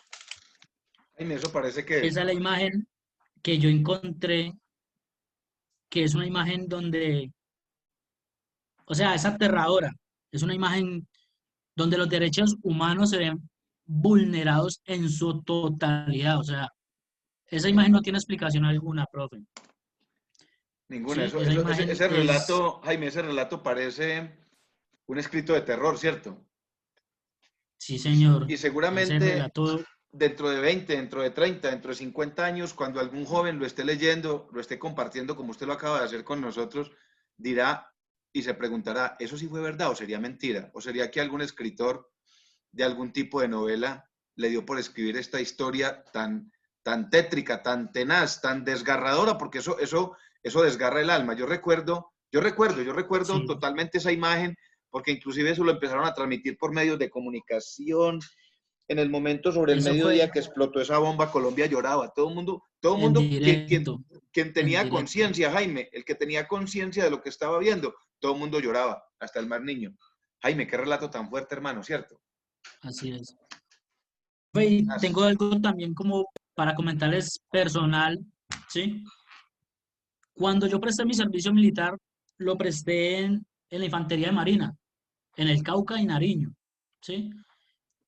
Estos hechos ocurrieron el 1 de febrero del 2005. Yo esto lo vi por televisión, algo que ocurrió en Iscuandé, en Santa Bárbara, Iscuandé. Esto en Nariño, esto es el Pacífico, limitando con Ecuador, donde se mueve mucha droga. Eso fue en el 2005. Yo presto mi servicio militar en el 2007, ¿sí? Eso fue una toma guerrillera que fue unida, fue una toma guerrillera entre la FARC y el ELN. Allí en esta toma mueren 16 infantes de marina y destruyen totalmente la base militar. Cuando yo entro a la infantería de marina, se escucha esta historia. Cuando pasó esto, una toma guerrillera, bueno, hubieron tantos muertos, listo. Cuando a mí me trasladan desde Cartagena para el Cauca, para el Nariño, que queda en esta base, o Buenaventura, me trasladan para allá, uno nunca sabe con qué se va a encontrar. Y precisamente me mandaron para Iscuandé, para la base nueva de Iscuandé. Sí. Y cuando vamos a hacer algún recorrido por la zona donde fue el ataque, es inevitable usted no sentir como ese miedo. Sí, se le pone la piel de gallina a uno mirando la sevicia y como la fuerza con la que la FARC y el ELN se tomaron esta base. Los muertos, aún estaban los huecos, las troneras que hacen los artefactos explosivos, allá le llaman tatucos, ¿sí? son bombas artesanales que tienen ellos. Y se ve la magnitud de destrucción que había en ese pueblo o en esa base militar. Entonces fue muy impactante para mí llegar, pues, no sé, uno desde la ciudad, porque nosotros somos habitantes de ciudad, no sabemos nada del pueblo, El campo, el sector rural, del campo, sí, el de la sector rural. manigua. Exacto, sí, señor. Mm. No sabemos nada de eso y irnos para allá, encontrarnos con la barbarie, con la tortura, cómo estos pueblos viven, porque viven de una manera muy mala. Son pueblos pobres, digámoslos, en educación, pero son muy ricos en, En recursos ¿cómo le digo yo? Ellos naturales. son muy ricos por el narcotráfico, porque por estos pueblos se mueve mucha droga, se mueve el narcotráfico, se mueven las guerrillas, se mueven, bueno, se mueven cantidad de cosas. Entonces, Jaime, cuando yo excelente llegué intervención, hermano. Nos puso a ese lado, sí, sí, sí, señor. Eso fue aterrador para mí, pues llegar de la ciudad a mirar, sí, la guerra en su magnitud, en su en total su magnitud. contexto, sí. Eso es lo que tenía para aportarle, señor. Gracias, Jaime. Excelente, hermano. Sí, me hizo recordar a mí, me hizo regresar a ese día exacto de la muerte de esta señora y el miembro de la Policía Nacional, de una manera tan triste.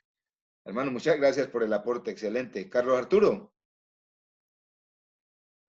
Profe, buenas noches. Buenas Hola, noches, Carlitos, ¿cómo va? ¿Pa compañero. bien? ¿Escuchan bien? Ahí estamos súper bien, ahí le escuchamos.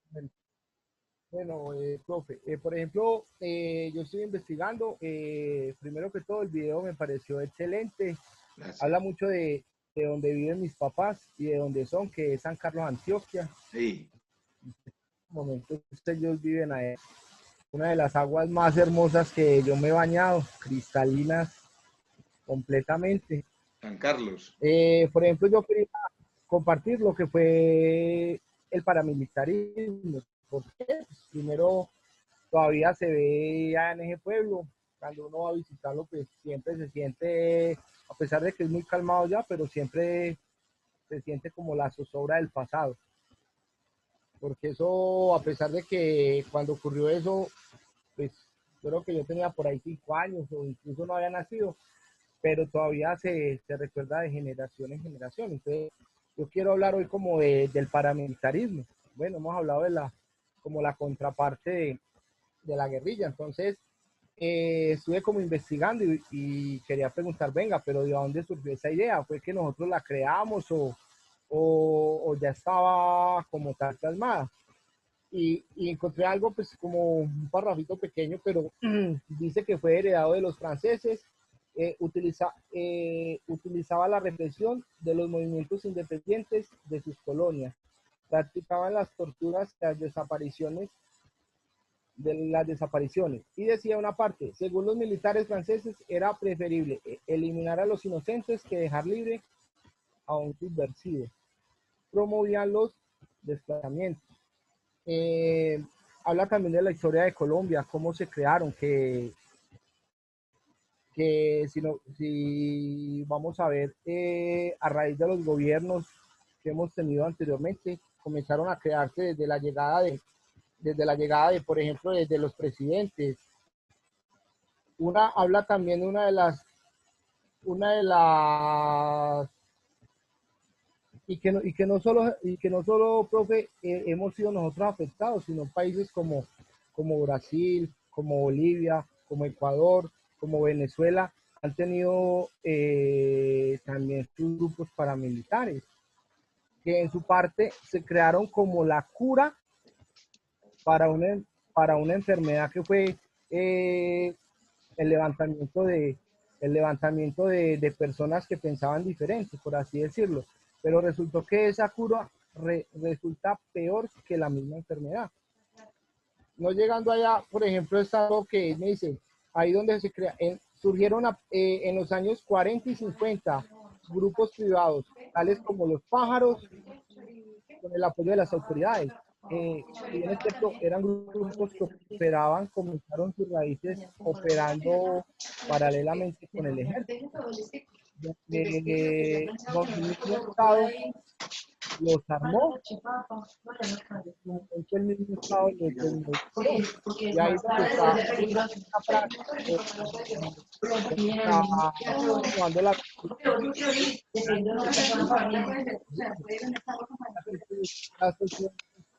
devuelven al mismo Estado y el mismo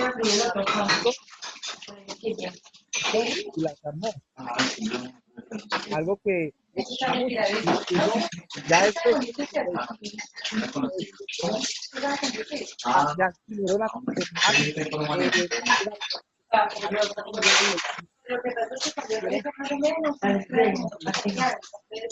Se te está yendo la señal, Carlos. El tema está bien interesante, pero ya no te escucho bien. ¿me escuchan ahí, profe? Ahí, perfecto. Ya en 1996 y 97 se aglutinaron y tomaron como, querían tomar como esa ideología política, que ahí fue donde estuvieron las Autodefensas Unidas de Colombia al mando de Carlos Castaño. Ellos decían, y decía que fueron los grupos insurgentes, sino la población. O sea, realmente ellos como tal a los otros grupos no atacaban, sino que ellos decían, venga, si atacamos la población civil, que es la que ayuda a los otros, vamos a tener el poder. Infundían miedo psicológico, ahí donde llegaron los famosos las torturas, donde ellos hacían las cosas, querían hacerlas para infundar miedo, ¿qué? Descuartizaban, usaban donde salieron la parte de las motosierras, las famosas motosierras que llegaban y sacaban a la gente y la decapitaban a punta de motosierra, sin Dios y sin gloria. Incluso en unas declaraciones, profe, que dio Rodrigo Tobar Pupo, alias Jorge 40, en julio del 2006, él afirmó, él dijo, nosotros como organización política y militar reemplazamos al Estado en sus funciones tanto en el ejecutivo como en el legislativo y judicial. Pues nuestra lucha política nos llevó a eso, ya que nos tocó restablecer las funciones que el Estado debía cumplir y nunca lo hizo. Decía él.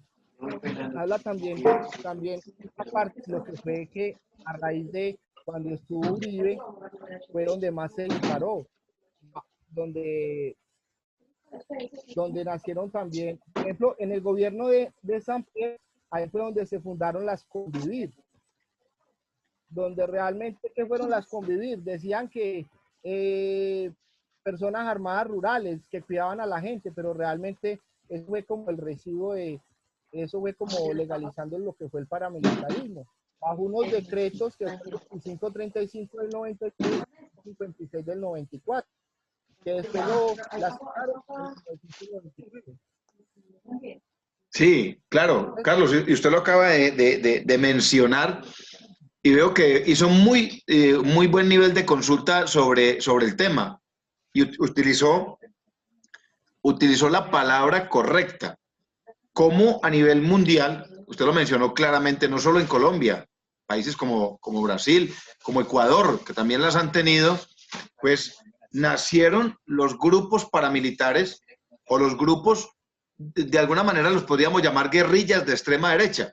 Nacieron los grupos paramilitares y nacieron como buscando resolver un problema que en su momento se demostraba que el Estado estaba imposibilitado para resolver, que no era capaz de resolver. Miren, aquí por ejemplo el Quindío, siendo un departamento pequeño, siendo un departamento con poca zona de montaña, sobre la década de los 90, casi que era imposible después de las 5 de la tarde trasladarse de Armenia hacia los municipios cordilleranos, Buenavista, Córdoba, Pijao y Génova, porque estaban totalmente invadidos de guerrilla. El Frente 50 de las FARC tenía totalmente sitiado estos municipios.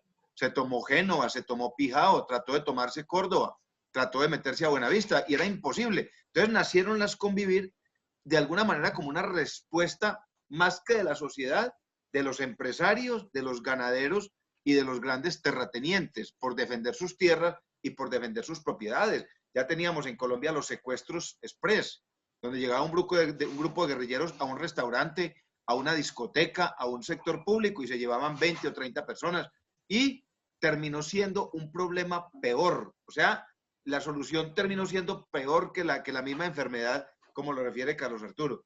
Espectacular la consulta. Carlos, la asignatura le ha llamado la atención, le ha gustado. Espéreme, ya voy a terminar, espéreme. Dale. Por ejemplo, una anécdota, cuando yo presté servicio militar, yo estaba en el B2 de la brigada. Entonces, se desmovilizó del Frente 21, que operaba en ese entonces entre límites de Quindío y Tolima, alias El Loco. Y estaba, me decían, soldado, hágase al lado de él, para donde él se vaya, lo acompaño. Y pues la verdad a mí me gustaba, pues porque en ese tiempo yo, soldado, me ganaba 40.000 pesos y él me gastaba, porque me decía, vamos a la tienda, y siempre que iba a la tienda me gastaba gaseosa, buena gente, porque hay que decirlo. Una persona que la miraba perdida así, porque... Carlos, ¿y en qué sector fue? ¿Aquí en el Quindío? No, acá en la brigada. Sí, aquí en la octava brigada. De inteligencia. Sí. Entonces, me gustaba irme con él porque la verdad él me gastaba, y pues uno de soldados que me ganaba 45.000 pesos en ese entonces, y pues iba hasta 10 veces a la tienda y 10 veces me gastaba. Y recuerdo que estaba ahí en la habitación viendo televisión y había un documental del corazón. Decía de lo que demoraba la sangre en recorrer el cuerpo. Cuando él me va mirando a los ojos y me va diciendo, y saber que el cuerpo, después de que usted decapita a una persona, se demora 2 minutos 30 segundos en vaciarse la sangre y los ojos lo quedan viendo a usted. Les cuento una cosa, yo quedé como un papel. Yo le dije, ¿cómo así? Dijo, sí, cuando nosotros decapitamos los paramilitares, se demoran 2 minutos 30 segundos. Y me dijo, y lo hacíamos por una razón, porque donde llegaban, mataban desde el más pequeñito de meses hasta el más adulto sin compasión, contaba él. Que le cuento una cosa fuerte. Que yo quedé, mejor dicho, yo que a uno como, por así decirlo, impactado de las cosas que uno escuchaba.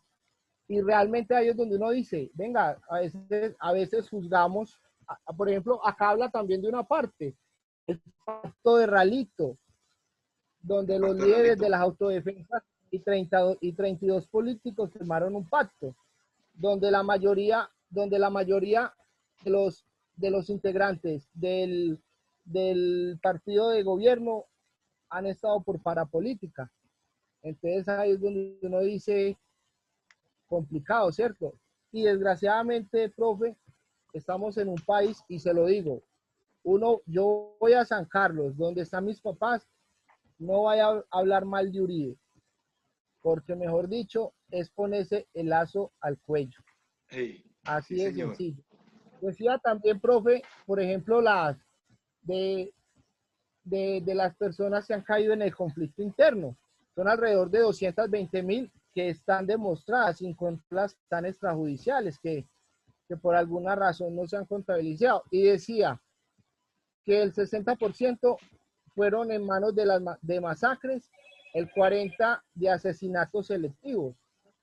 Entre ellas, los paramilitares tienen una parte, 8.902 asesinatos selectivos, 11.166 masacres y 7.160 muertes. Casos de tortura, 3.771 y más de 1.000 niños reclutados y más de 800.000 hectáreas de tierras que les han quitado a los campesinos. Entonces, la reflexión que yo lo veo, y que gracias a su clase, pues es un tema muy bonito, donde uno investiga, donde usted nos enseña que no es solo lo que nos enseña la televisión, que realmente nos llenan de basura, lo que ellos nos quieren mostrar. ¿Qué nos lleva? Que a veces juzgamos, yo se lo digo, y se lo digo, a veces juzgamos, pero yo le digo una cosa, yo prefiero tenerlos allá sentados en el Congreso y no dándose plomo, por así decirlo. Como dijo alguno de ellos, donde se comparten ideas. Carlos, Como dijo alguno de ellos, Sí, mientras la guerra sea por Twitter o sea por redes sociales, que venga la guerra, ¿cierto?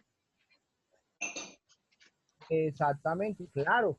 Y que realmente, y fuera de eso, profe, se suma lo que es el narcotráfico, que es la gasolina del conflicto, que es el insumo primario de ellos. Porque si tienen los recursos, si tienen la maldad, ya nomás, no nos vayamos tan lejos. Los líderes sociales, ¿cuántos desmovilizados de las FARC han matado? ¿Cuántos desmovilizados de las autodefensas que en ese tiempo se desmovilizaron supuestamente han matado? Entonces, Líderes yo sociales creo y todo lo que, demás. y yo creo una cosa, yo creo que hasta que no haya un cambio de generación drástico en Colombia, ¿en qué sentido? En la preparación, que es algo muy importante. Por ejemplo, como decía el compañero Sebastián, él decía, venga, la preparación a uno lo cambia, le cambia la mentalidad. Es una cosa impresionante. Hasta que no haya un cambio de generación, realmente no nos vamos a dejar meter los dedos a la boca y no vamos a cambiar el voto por un tamal. Excelente, Carlos. Excelente intervención, hermano. Aporte. Y no, profe, muy interesante su clase, realmente lo sumerge a uno en el tema. O sea, usted arranca el tema y hasta que no termine y no investigue y no busca por aquí y por allá, no está contento. Listo. Muchas gracias. Eso me hace sentir muy contento, muy satisfecho, hermano, porque se observa un buen nivel de consulta, muy apropiados de la temática, muy empoderados con la temática. Y eso es. Yo les decía desde que empezó esta clase, esto no es una clase, esto es un conversatorio de simplemente retroalimentación y de compartir experiencias. Miren ustedes, la mayoría han compartido experiencias desde lo personal. Es que mi papá vive allá, mi papá vive acá, cuando yo pagué el servicio, cuando yo estuve allí, y eso es identificarnos en un contexto. Recuerden que nosotros como profesionales debemos vivir el contexto, el momento, el mundo real. Bueno, ¿quién dijo yo? Que ya vamos como cerrando. Profe, buenas noches, señor. Dale, Camilo, dale, Camilo. Juan Camilo Serna Morales.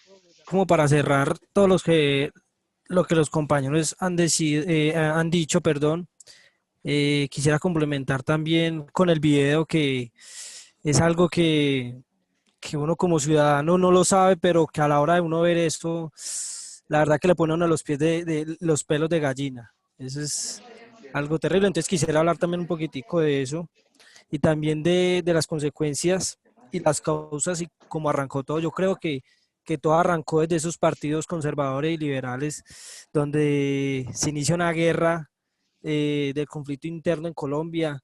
También quisiera hablar también de la muerte segundito, de Jorge Eliezer Gaitán, que también marcó mucho la violencia en nuestro país. Sí, Profe. el Bogotazo.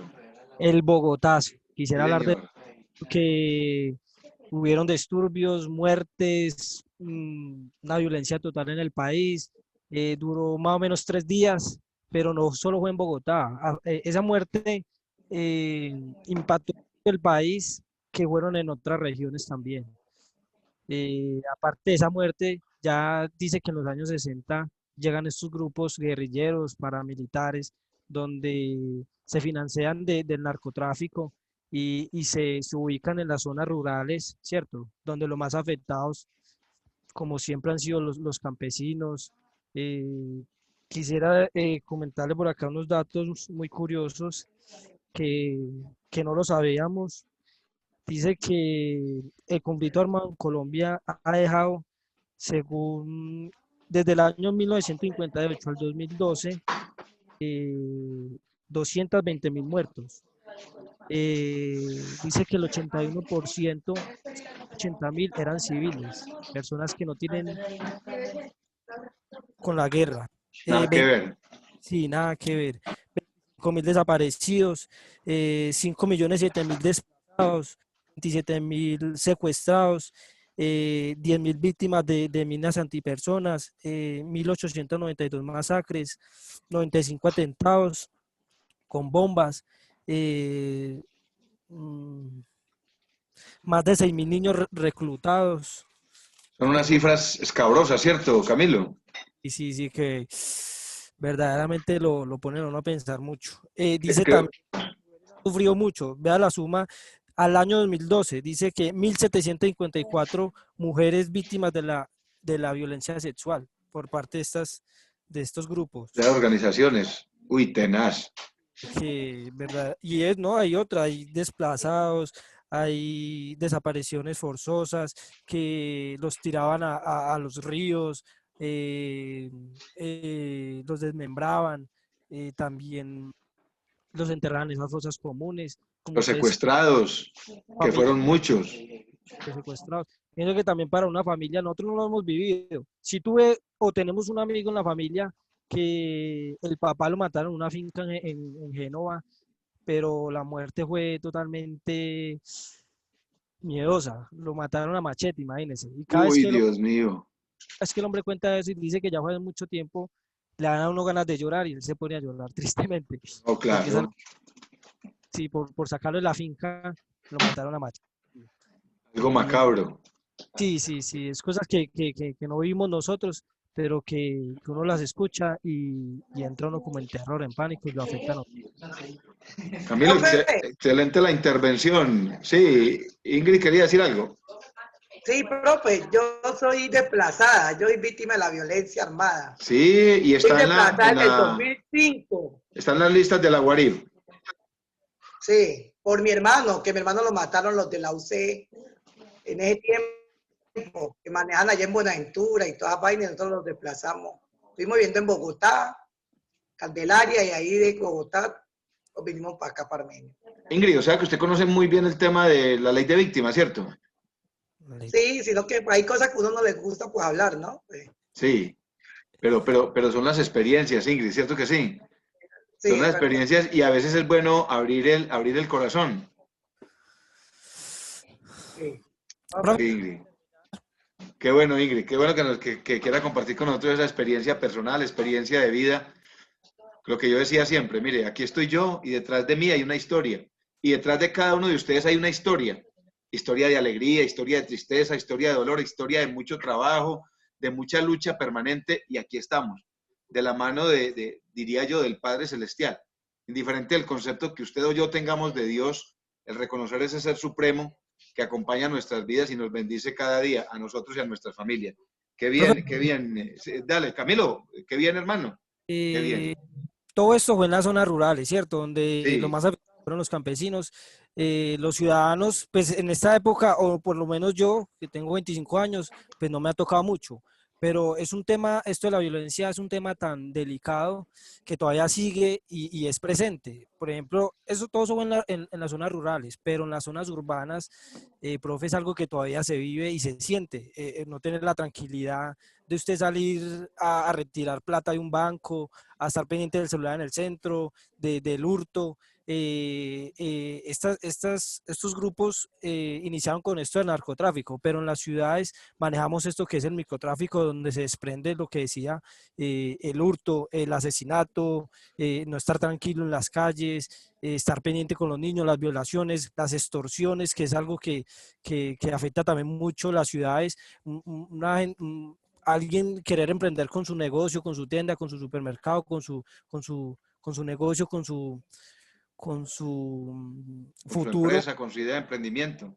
y llegar una persona de estas a pedirle plata. Entonces es algo que todavía vivimos y pienso que es duro superar esa violencia y yo creo que va por mucho tiempo porque pienso que como vamos, no vamos para ningún lado, profe, porque estos gobernadores yo creo que nos tienen es para atrás. Vea en el caso, hoy lo que hemos vivido con esta pandemia también, unos mercados que supuestamente son para las personas más escasas en recursos y llegan esta gente que sin necesidad de robar porque el que ganan, las propiedades que tienen, con eso pueden vivir tranquilamente y llegar y coger estos mercados y robárselo a la gente que verdaderamente necesita. Entonces creo que necesitamos cambiar muchas cosas también como... Sí, hay muchas cosas que cambiar, Camilo, excelente. Y usted entonces dio el salto, porque mire que casi todo el debate lo hemos dado sobre la violencia rural, sobre el paramilitarismo que se generó en el sector rural, sobre temas de narcotráfico y usted tocó el tema de la violencia generada en la urbe, la violencia a través de la delincuencia común o de la delincuencia organizada, porque ya tenemos en las ciudades bandas organizadas, bandas totalmente organizadas de microtráfico que van unidas al secuestro, que van unidas a la extorsión, que van unidas al atraco callejero, bandas, inclusive bandas de familias organizadas para desarrollar hechos de violencia en las ciudades. Camilo, muchas gracias. Listo, profe, a usted. Excelente Quería intervención. hacer una Profe, ¿Quién está por allí? Natalia, de Carlos, Sí. quiere hacer un aporte allí cortico y sigue Natalia, que nos va acabando el tiempo. por ejemplo, hoy que estaba leyendo en un noticiero internacional, decía la presentadora algo pues muy realista, decía que le decía al presidente, le decía que tenía que cambiar el discurso, porque ¿dónde quedaban los líderes asesinados? ¿Dónde quedaba desmontar la gente? Y el presidente de Estados Unidos, que fue ahorita elegido, John Biden. había apoyado eso y apoya eso. Sí, con Hay Biden. que Entonces fue algo como que me llamó mucho la atención por eso. cambiar el discurso, a trabajar por los derechos humanos y por el ejercicio de las libertades. Natalia, gracias, Carlos.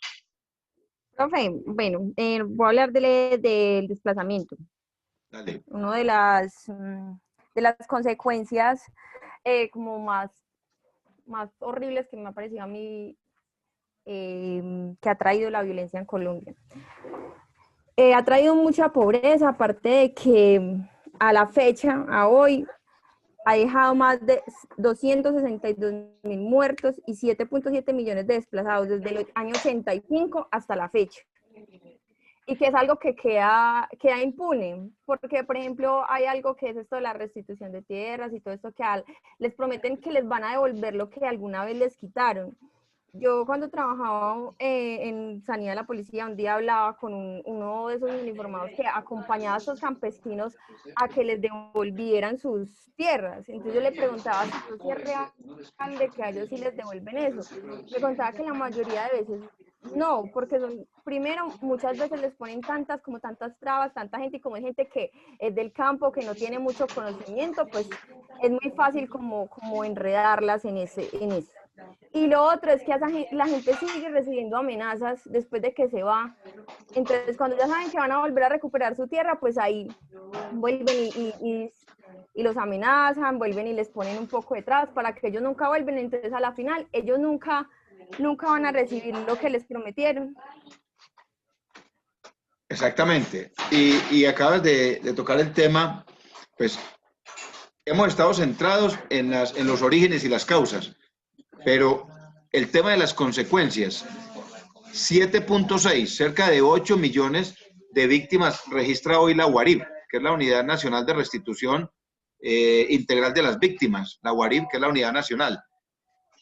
Víctimas que están desplazadas por todo el país. Ya veíamos nosotros el concepto del desplazamiento forzado, cómo una persona se tiene que desarraigar, dejarlo todo, salir simplemente porque a alguien se le ocurrió quitarle la tierra, o porque a alguien se le ocurrió amenazarlo, o porque en la región. Y todavía lo estamos viendo. Sí, Natalia. Y además de eso, que es como la gente llega con sus niños, llegan con jóvenes, llegan sin nada a las ciudades.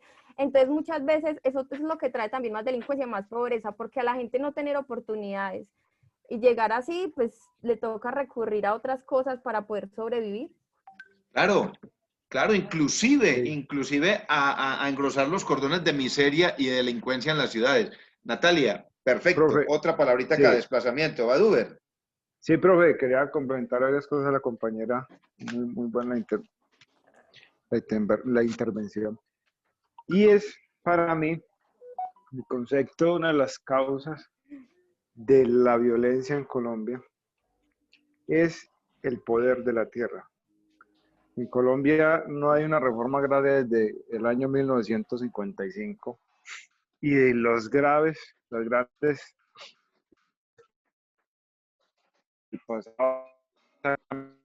problemas que vimos hoy en día.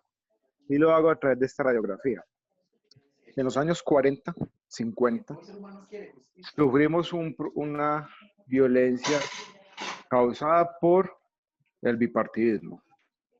Dos fuentes, dos corrientes conservadoras y liberales que se disputaron el poder en este país generaron caos, violencia muy profunda, una violencia tan fuerte. Por ejemplo, yo soy de Sevilla Valle, un pueblo liberal, Caicedonia, un pueblo conservador, donde alguien de Caicedonia podía llegar a una finca de un liberal, que en esa época era mayoría, y poder matarlo y apoderarse de su tierra. Y ya había un problema de desplazamiento, había un problema de política, una guerra política, y también teníamos otro problema, y era la posesión de la tierra. Eso generó violencia, generó desplazamiento, generó pobreza, y si lo llevamos al día de hoy, estamos viviendo una guerra política con dos bandos políticos muy fuertes, con dos líderes políticos muy fuertes, que en este momento tienen polarizado el país, que ha ocasionado la guerra hoy en día, el mayor desplazamiento, como decía la compañera ahora, pero el grave problema es la posesión de la tierra. Tanto paramilitares como guerrilleros se apoderaron de millones de hectáreas de tierra. Cuando los paramilitares dejaron las armas como paramilitares, porque cambiaron fue de nombre, ellos se dañaron de millones de hectáreas de tierra que se la dieron a los empresarios que los patrocinaron. Y eso está escrito y se sabe y hay pruebas de ello.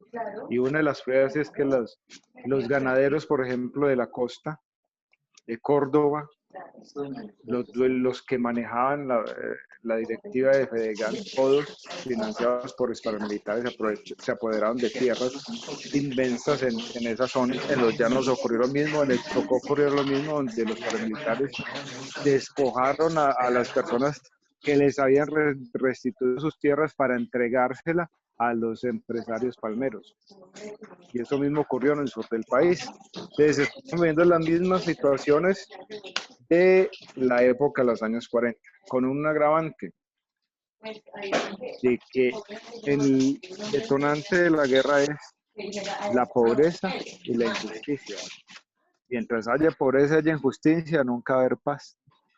Y si vemos los índices de pobreza, nosotros cada día, este país está llegando a que la clase media va a desaparecer por la polarización que tenemos y por la concentración de la riqueza, que están muy pocas personas, que muy pocos familias, y donde los pobres cada día son más, a causa del desplazamiento, a causa de falta de oportunidades.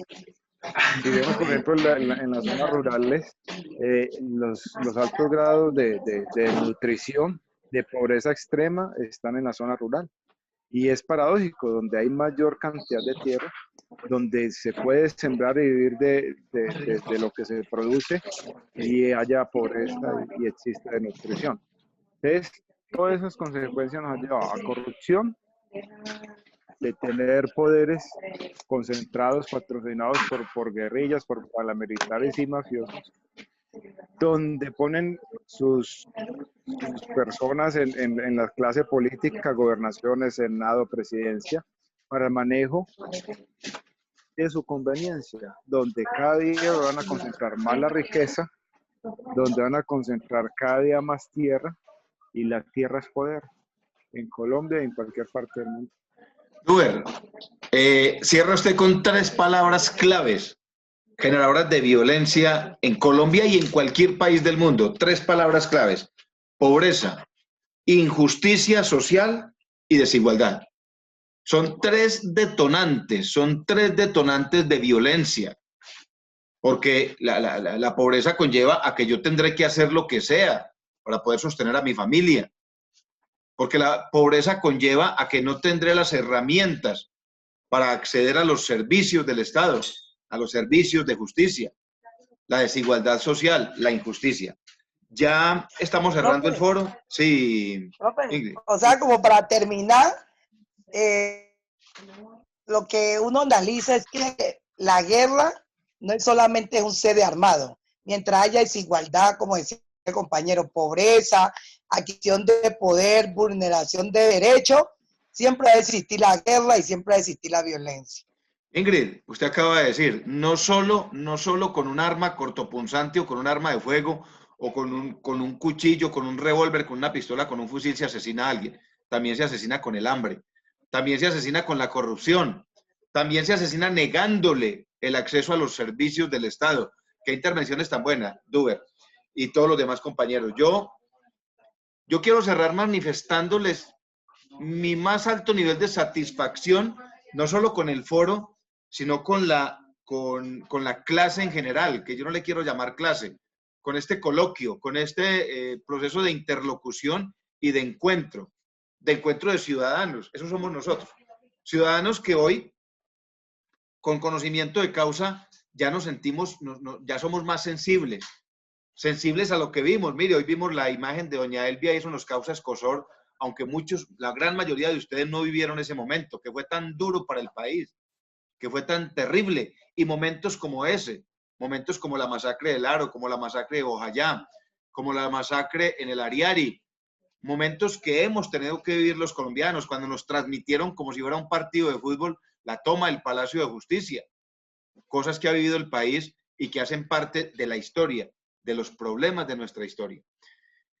Ya repartí, ya distribuí, ustedes se dieron cuenta en el grupo de WhatsApp, los grupos para la sustentación del último encuentro. Los temas, no sé cómo se sienten con los temas, si están bien, si se sienten contentos con los grupos que se conformaron. Yo espero que, yo sé que va a ser igual de dinámica y va a ser igual de sabrosa a como fue esta charla. Mire, se me fueron estas 2 horas. Dale, yo no estoy en ningún grupo de WhatsApp por el momento. Ah, listo, Andrés. Entonces, si quiere, le doy mi número telefónico, me escribe y yo lo agrego a un grupo. O si quiere, le doy un tema a usted solito, Andrés. Profesor, no, pues como quiero, porque No, yo realmente puse el número. Yo ahorita le escribo y cuadramos bien, compañero. Con José. Pero tiene mi número, compañero. Sí, ahí están, ahí el profesor lo mandó, entonces si quiere yo ahorita lo contacto y organizamos bien, somos con otra compañera, entonces ahí estamos el grupo. Perfecto, gracias. Listo. Entonces, me despido hoy dándole las gracias. Les envío un aplauso por ese nivel de participación, por ese nivel de interés que demostraron hoy, que han demostrado en el desarrollo de toda la asignatura.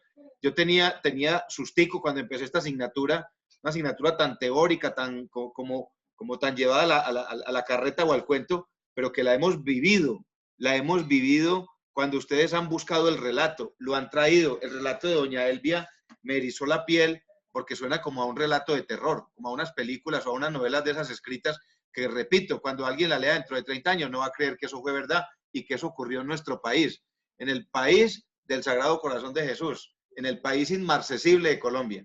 Compañeros de lucha, un abrazo inmenso y de verdad un aplauso muy merecido para ustedes por esa participación hoy y que espero que culminemos esta asignatura en 2 encuentros que nos quedan con el mismo entusiasmo y con el mismo deseo de ser mejores ciudadanos cada día. Un abrazo. Dios los bendiga a todos. Muchas gracias. Muchas gracias. Hasta luego. Excelente. Dios los bendiga y una feliz noche. Hasta luego, buenas noches. Gracias. La exposición es dentro de 15 días. Dentro de 8 días abrimos también espacio para que dialoguemos. Yo voy contando temitas y ustedes van soltando. 8 días la posición del tema usted dejó. No, Ingrid, es para el 8º encuentro, o sea, dentro de 15.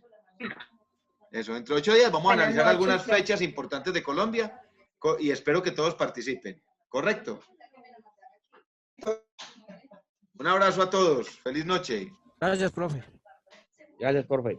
Gracias. Profe, que esté muy bien. Chao.